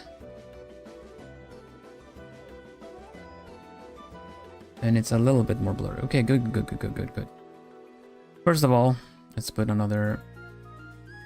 Okay, first of all, this one is. We're gonna create a little in-between layer just to kind of see where we are messing about with it. Okay, so this is just an overlay layer. Hello, Slavic. Welcome. It's been a while. It's been a while. Hi, Slavic. Thank you so much for the super. How are you doing? I'm finishing up some finishing touches on this picture. Oh, remember super. Thank you, Doc. You get my text-to-speech voice. Wait, let me just hydrate. Everybody hydrate. Hoot hoot. Hope you have a nice comfy stream as always. Sorry I haven't been joining streams often. No worries, Doc. Thank you for your support always. What's up? I'm finishing up this picture. Like you can choose lens blur to do the effect, filter blur, lens blur. I see it, but I'd rather do it myself, because that way you can see how it can be done. All right, so we got this.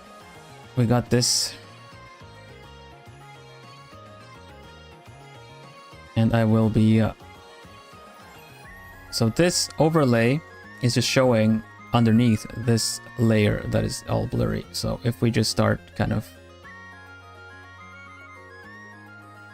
moving, erasing around this, makes the body look a little bit blurry like that. Probably needs to kind of go a little bit here too. There you go. And then the next one, of course, is gonna be hand, hair, torso. Not some, like a little bit of the hair too. So we got this part here too. And we are left with, first of all, this one.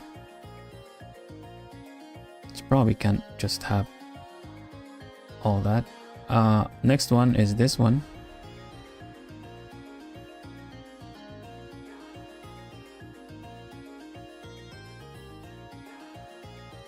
And then it's this one. So it, with the blur effect, it already looks a little bit blurry to the back.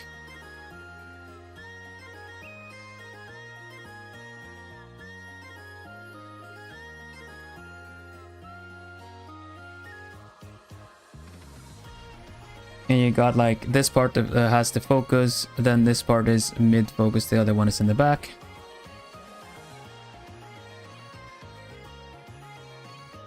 Give it a bit of puff around here too. And I guess this is pretty much how it is. A bit of a shame that this hand looks so dark here though. Wonder if we can just change it around a little bit. Even in the blur. Yeah, that looks alright.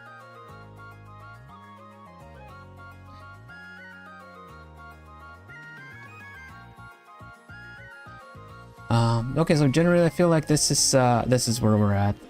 In fact, this white bit could actually be light blue, I believe. I don't know if I'm right. We'll see. Kinda not really. Kinda not really.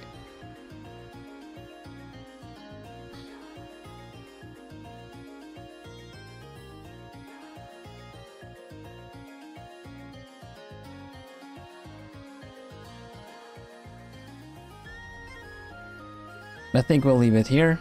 I think overall this is where it's at and what I intended with this.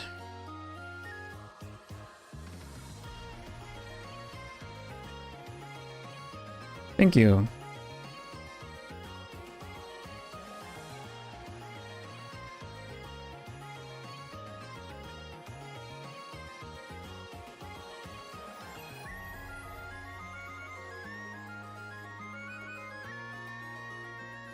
I wonder if we can get a nice and easy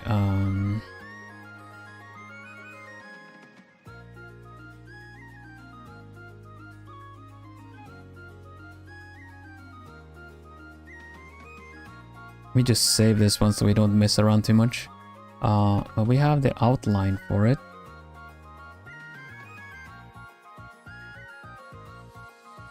Just shift the outline. And then just erase from it. We already get a white outline from it. Which works a little so-so.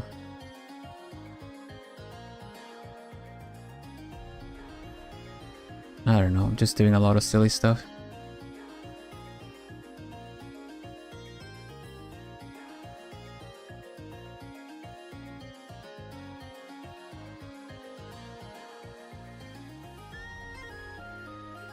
I don't know what else to add to it. I feel like some my worst enemy right now is if we do oh, you know what?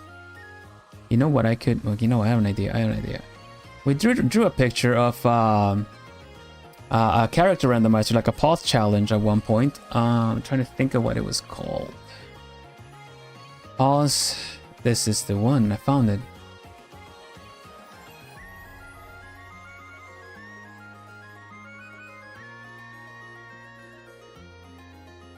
There we go.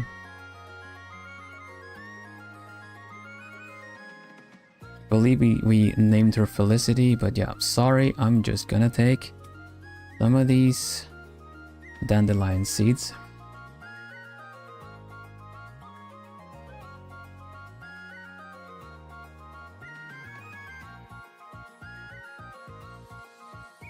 Thank you for the super.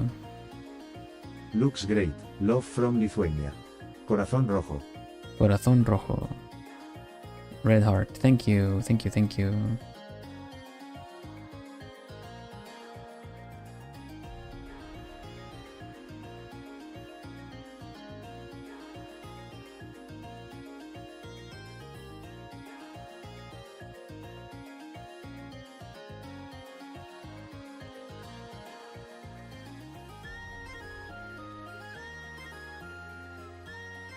Particles. I was thinking particles as well, actually.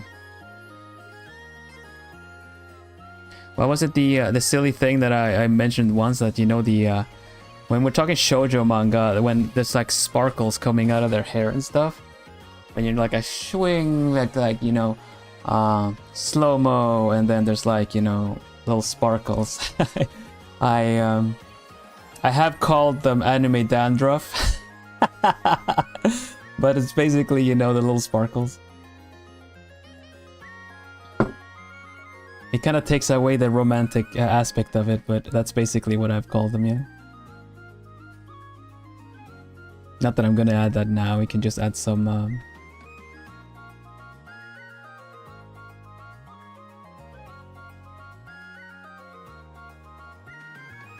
Man, it's so tricky to get some good particles going. You know what? I think I'll add some post effects after.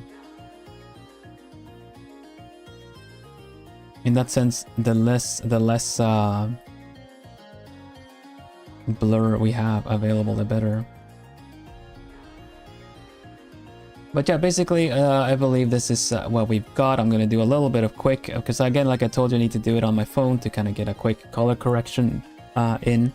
I don't know if we could, maybe I could do it in the meantime. Am I missing anything important, Citri?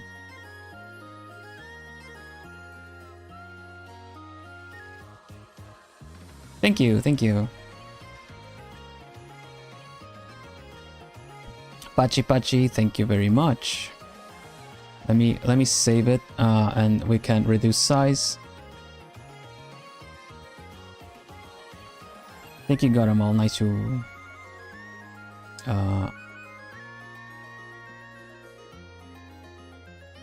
Yeah. Okay.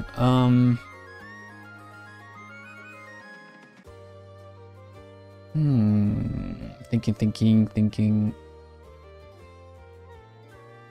Okay. Well, we'll get a nice, a cute little frame or something after. Let me just reduce size of this. I'm working way too big of a size. Oh.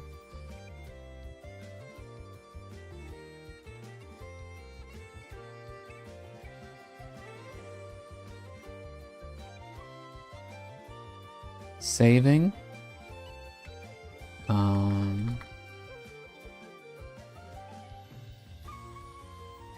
And you'll have to give me a little mo and see if I can adjust it in the meantime.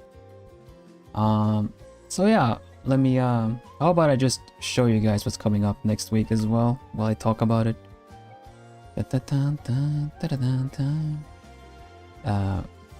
Right here.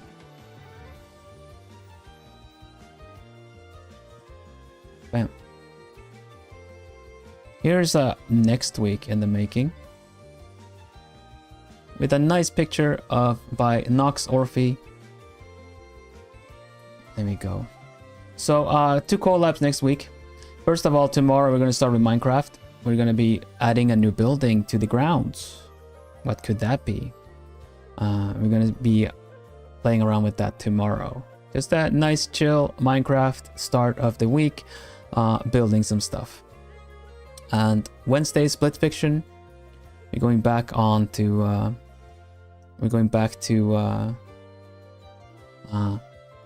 getting yelled at by Sci-Fi, and by Sci-Fi I mean Ambrose. Ambrose's character. Thursday we're going to be finishing my Maybe OC, which is part of the actual art challenge. I can show you how that one is coming along. I'm doing it on a bit of an inky style. Let's see, it's Maybe OC. You can check the short for more information about that. But we've got a... there you go. This is how it's looking right now. I'm gonna adjust the lighting on this whole thing a little bit and get the last of the elements in. Sharpen up a little bit of the lines. And add some more screens around her and stuff like that. So this is my Maybe OC. Maybe OC is a challenge I'm currently hosting, where you go into a pick room and you generate your character. I'm playing it on medium, which has me generate 3 characters and pick one. So you go into the pick room, you generate your character with randomize all, and these are the 3 I got.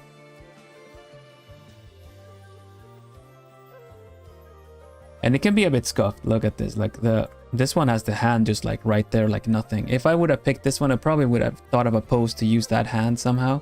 But you got like a turtleneck with a ribbon with another ribbon. So yeah, when you randomize all, it can go places. It gets kind of wonky. This one is fine. The eyes are kind of a little bit looking the different kinds of ways, but you have random floaty things, this tuft of hair out of nowhere in the back of the neck right there.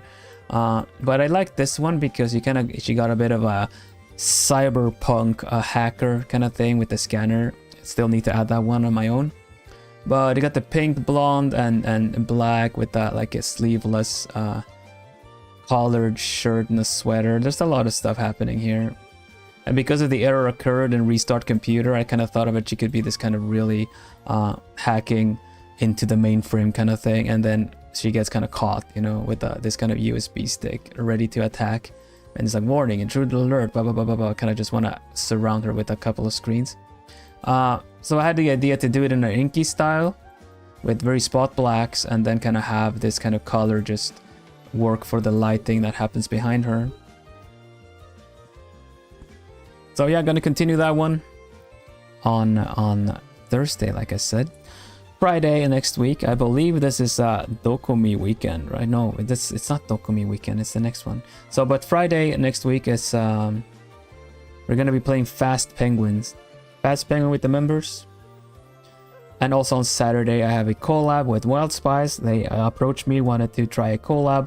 I gave them my my collab card. I don't know if you guys have seen the collab card.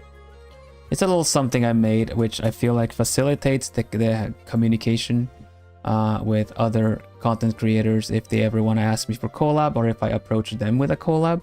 I'll show you guys what that's about. Let's see. I have one right here somewhere. Let's see. Collab card. There it is. Copy. And here we go. Collab card is basically something I put together to show other content creators what I am okay with, what I'm not okay with, and of course I ask them to also express theirs, what they're okay with and what they're not okay with. At least that's at a base, you know. There's still other preferences and stuff to maybe take into account, but I feel like this kind of stuff that I would host. Preferred collabs are generally the collabs I would host. Comfort zone and everything like that is generally, you know, boundaries and generally what I'm comfortable with. And non-negotiable are things I would rather not like. And actually, I don't want to pop up or be discussed whatsoever. I feel like this is important to really highlight and also let other people express theirs, so I can keep that in mind. But basically, this is what I've got, and I'm sending it around to anyone that I kind of approach or get approached by for a collab. But yeah, I'm gonna play with Wild Spice. We're gonna play Carry the Glass, which is a game I wanted to try. Bit of a rage game, I suppose. It has checkpoints. You climb the I don't know. It's almost like chained together kind of levels of platforming, but you also gotta carry a sheet of glass without shattering it all the way to the top. Now I don't think we're gonna see anything near the top, but it's gonna be fun to try to collaborate and get there. It's gonna be essentially be like moving furniture the game.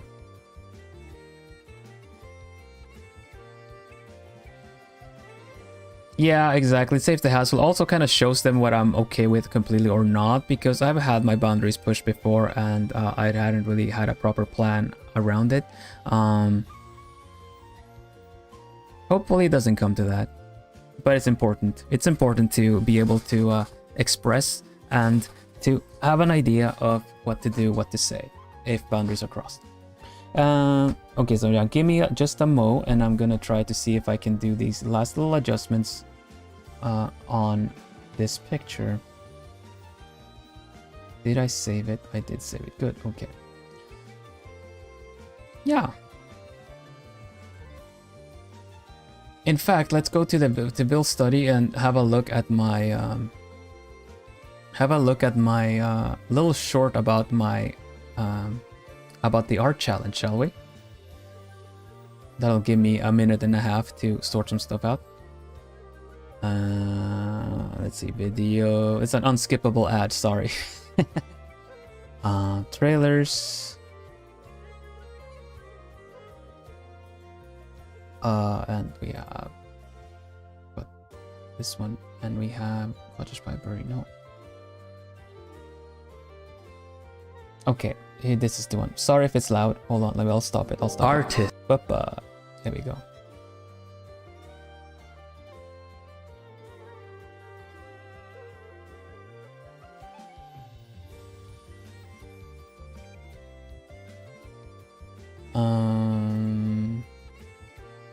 Was it loud? Artist. It was kind of loud. Are you ready?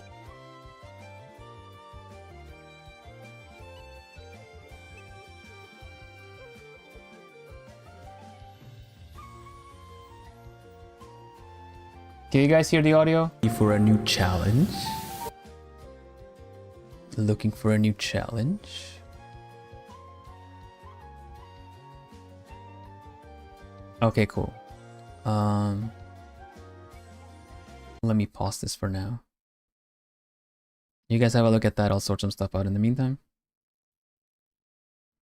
Artists, are you ready for a new challenge? Hoot hoot! I'm Vilhelm Vanderbos, the noble owl of Globie Generation 2. And I've got a new art challenge for you, with difficulty levels. Interested? Alright, hear me out. This month we'll be using a pick-ru to generate our challenge. It'll be this specific pick-ru by LovePink, and you can easily find it by typing pick-ru 2030689 in your search bar. Go to the bottom left corner and hit the randomizer button, followed by all random. Your challenge will be to draw a character based on whatever you get. Alright, I mentioned difficulty levels, right? If you want to do this on hard mode, randomize once and go with whatever you get. On medium, randomize 3 and pick whichever one you want to draw. This right here is my favorite. On easy, just keep randomizing until you find a character that you like. Once you've drawn a character, post it to Twitter or TikTok and tag it with #MaybeOC so I can find it and feature it live on stream. The feature stream for this challenge will be on June 22nd, so make sure you get your entries posted before then. Remember, this is for you to have fun and challenge yourself however much you want, so don't worry, everyone will get featured just the same. Yeah, that's important. Oh, I'm really curious what all the OCs are gonna look like.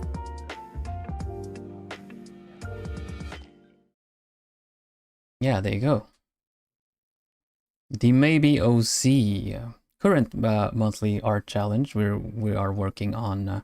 We're gonna be featuring it on June 22nd, and I've already seen some entries that are really creative. I really like that. The fact that I got an entry that looks completely bonkers.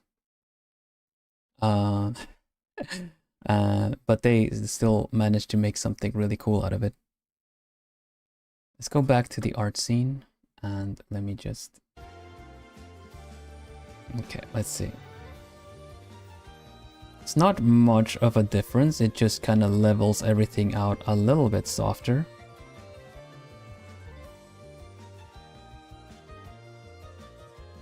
At least I don't think there's a big difference. It's a little bit. Just put this here. You see that? It kind of just makes everything a little bit more like a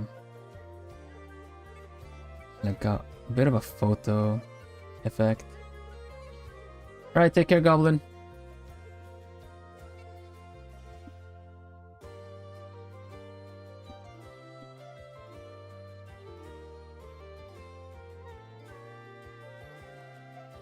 Let's see what else we can do with this. Let's see.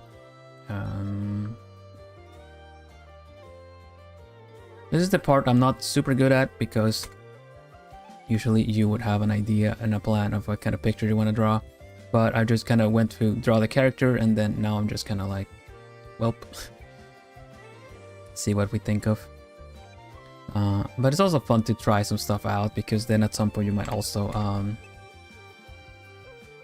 find some stuff that you like.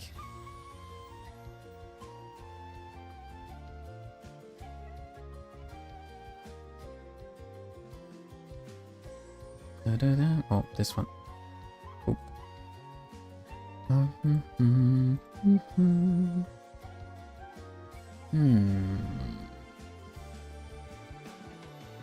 Like a Polaroid, maybe. Like maybe of the background. Like a Polaroid would work really well, I think. But we're gonna see.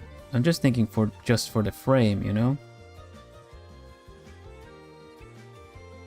So then I can just delete that off of this. Like that.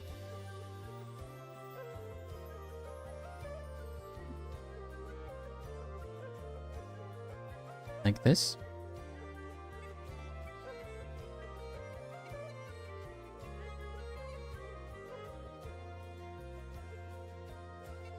Subtle, I guess. Shrink to, let's shrink it to like 60. Shrink by 5, I guess. Yeah, that works. Let me just delete it off of that. Little frame as well.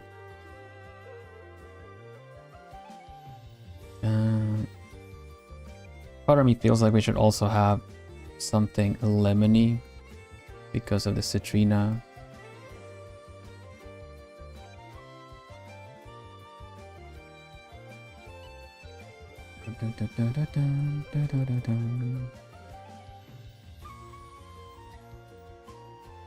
This doesn't always work out, so I would just say, like, maybe don't be like me and have an actual plan of what you're gonna do to frame the character. I'm okay with winging it here and there, still making it look alright, but it doesn't always work out. From my own experience.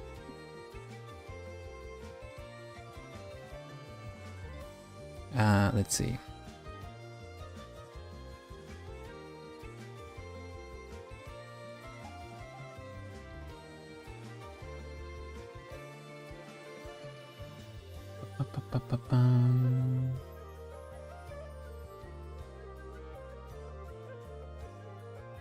Where do we put the little sigil?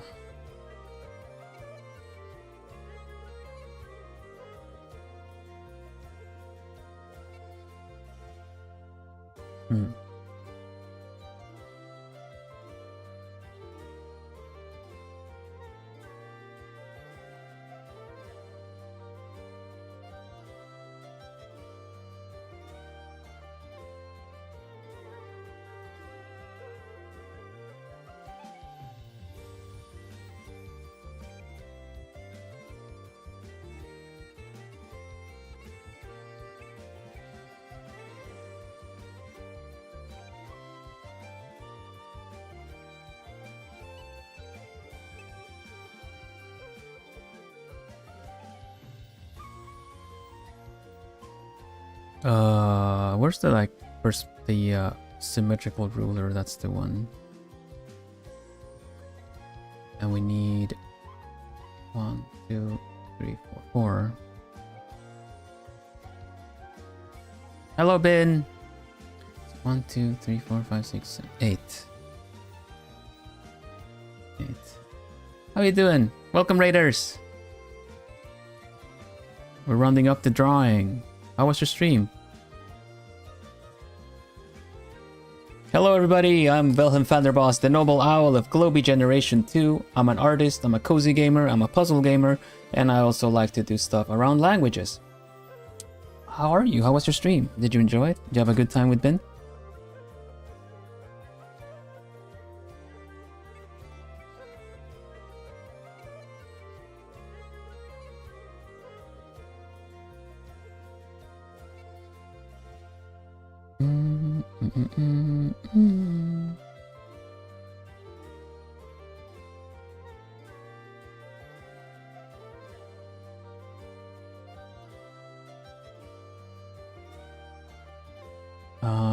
It was so good. I'm glad I got to see you because I also like doing arts. Nice. I currently have an art challenge that I feature people every month.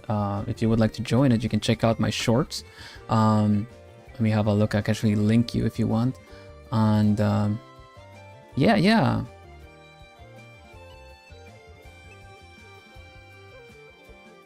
Let me show you. It's called a Maybe OC, where you use a pick route to generate your character that you have to interpret and draw in your way. And I think I'm almost done with my own entry. This is what it's looking like.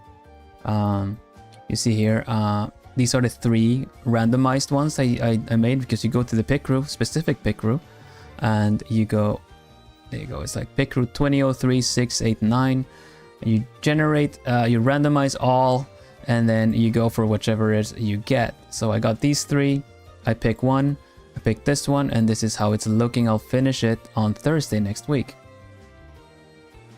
Let's see. Check the shorts. Hello, Bona. Welcome, welcome. Artists. Here you go. Here's the little art challenge. Join my maybe OC art challenge. And there is that's the short pin.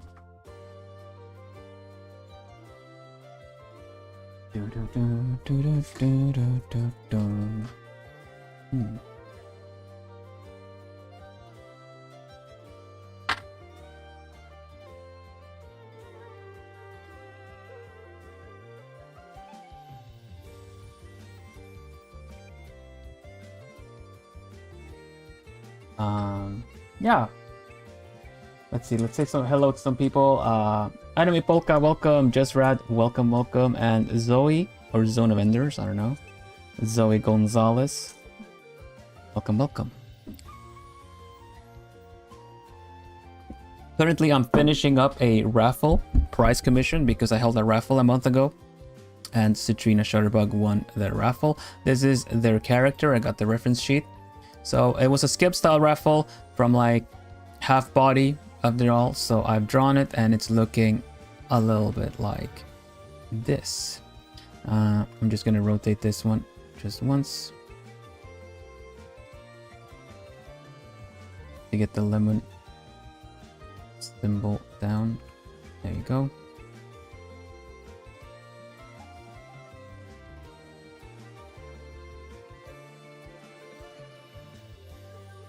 And this is what I ended up with.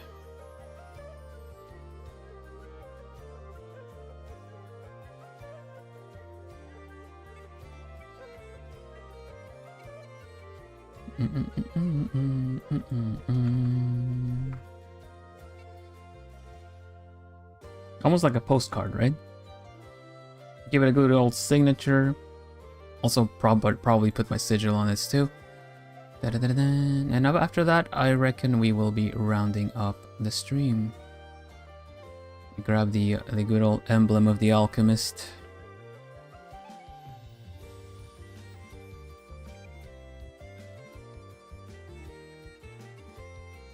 Oh gosh.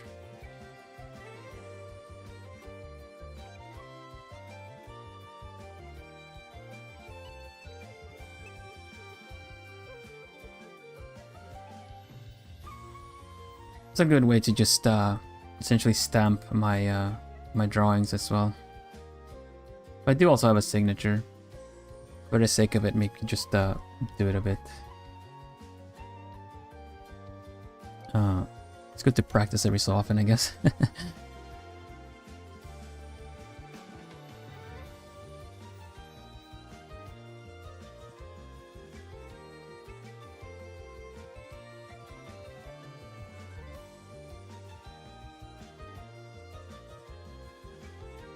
There you go.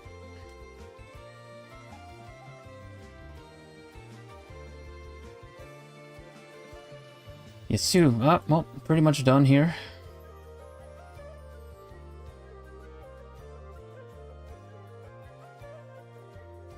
See you later, Sai. Thank you. Thank you for dropping by.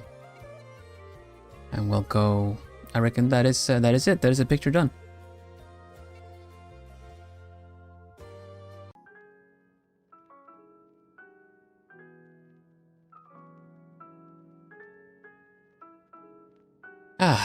Feels nice. Feels nice to finish up a picture.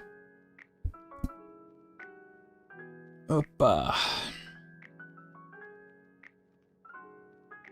Sai says didn't get to see the final touches, but these are pretty much the final touches.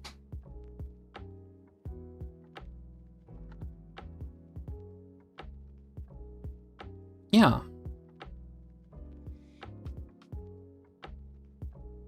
Utsu, thank you, thank you, thank you. Turned out really cute. Thank you for having me draw your character. Citri. I think it turned out really nice. Sorry, some colors are a little off. I think generally it does. I feel like it looks like them, right?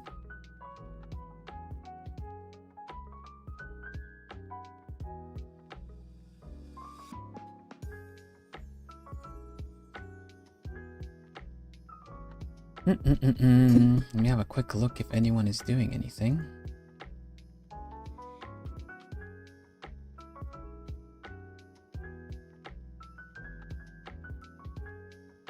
You really did. Thank you for drawing her Kimotsu so well. Thank you, thank you. I'm glad you're happy.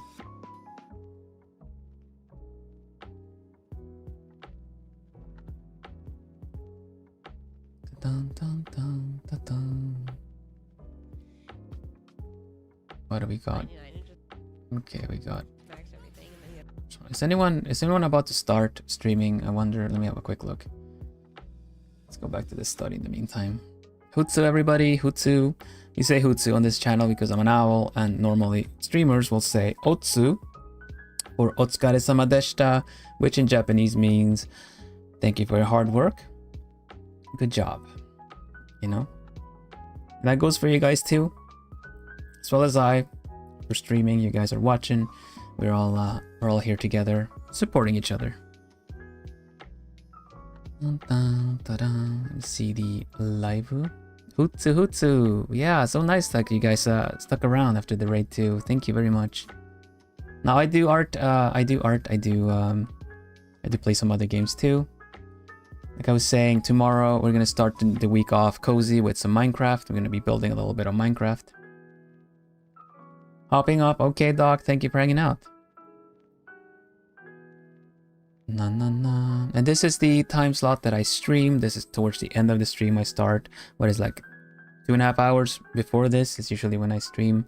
I had a little bit of a varying afternoon, evening kind of time slot, but I've switched it over to evenings to try it out for a while. It seems like it's very accessible to a lot of people. Not everybody, of course, but generally it seems to bring in a lot of people.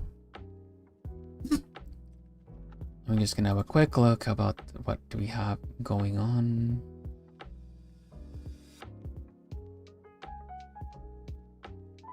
No, Persona then.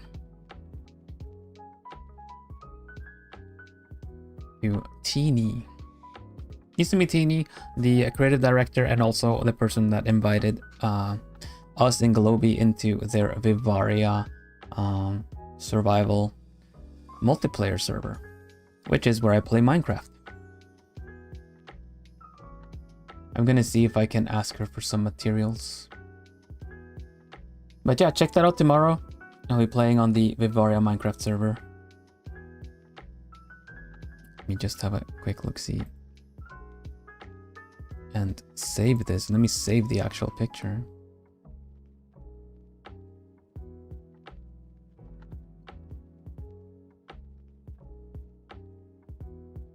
Katrina Raffle Rice. Here we go. Okay. Bum, bum, bum, bum, bum. Now, Citri, you'll get the picture sent, so that you can just get it without having Twitter compress it, and I'll post it on Twitter later too.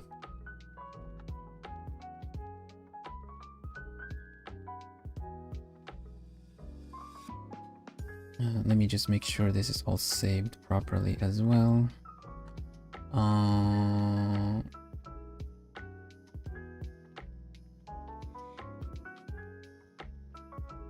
Here we go. Okay.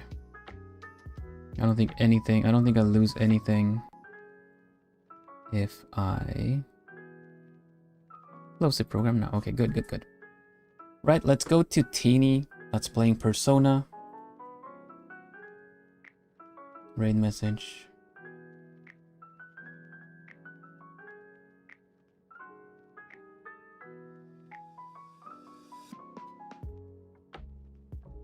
Just join me and give him a little hoot hoot. I think Teeny plays like multi-streams, so in case they don't notice us, that is just because they're on Twitch as well. So regardless, it's I think it's all good.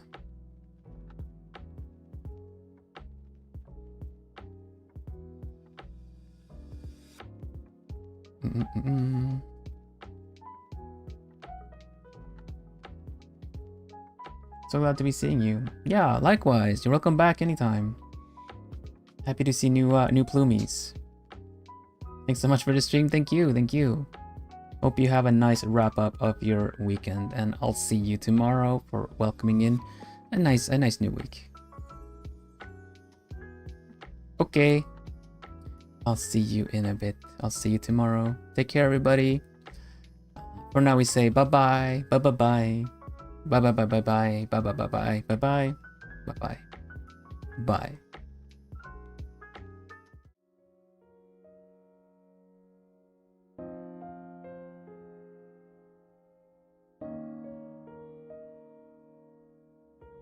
And for those that are new here as well, we have a little part that after the post credit, essentially after I say bye-bye and the ending screen happens, I also come back and say, Hoot afternoon!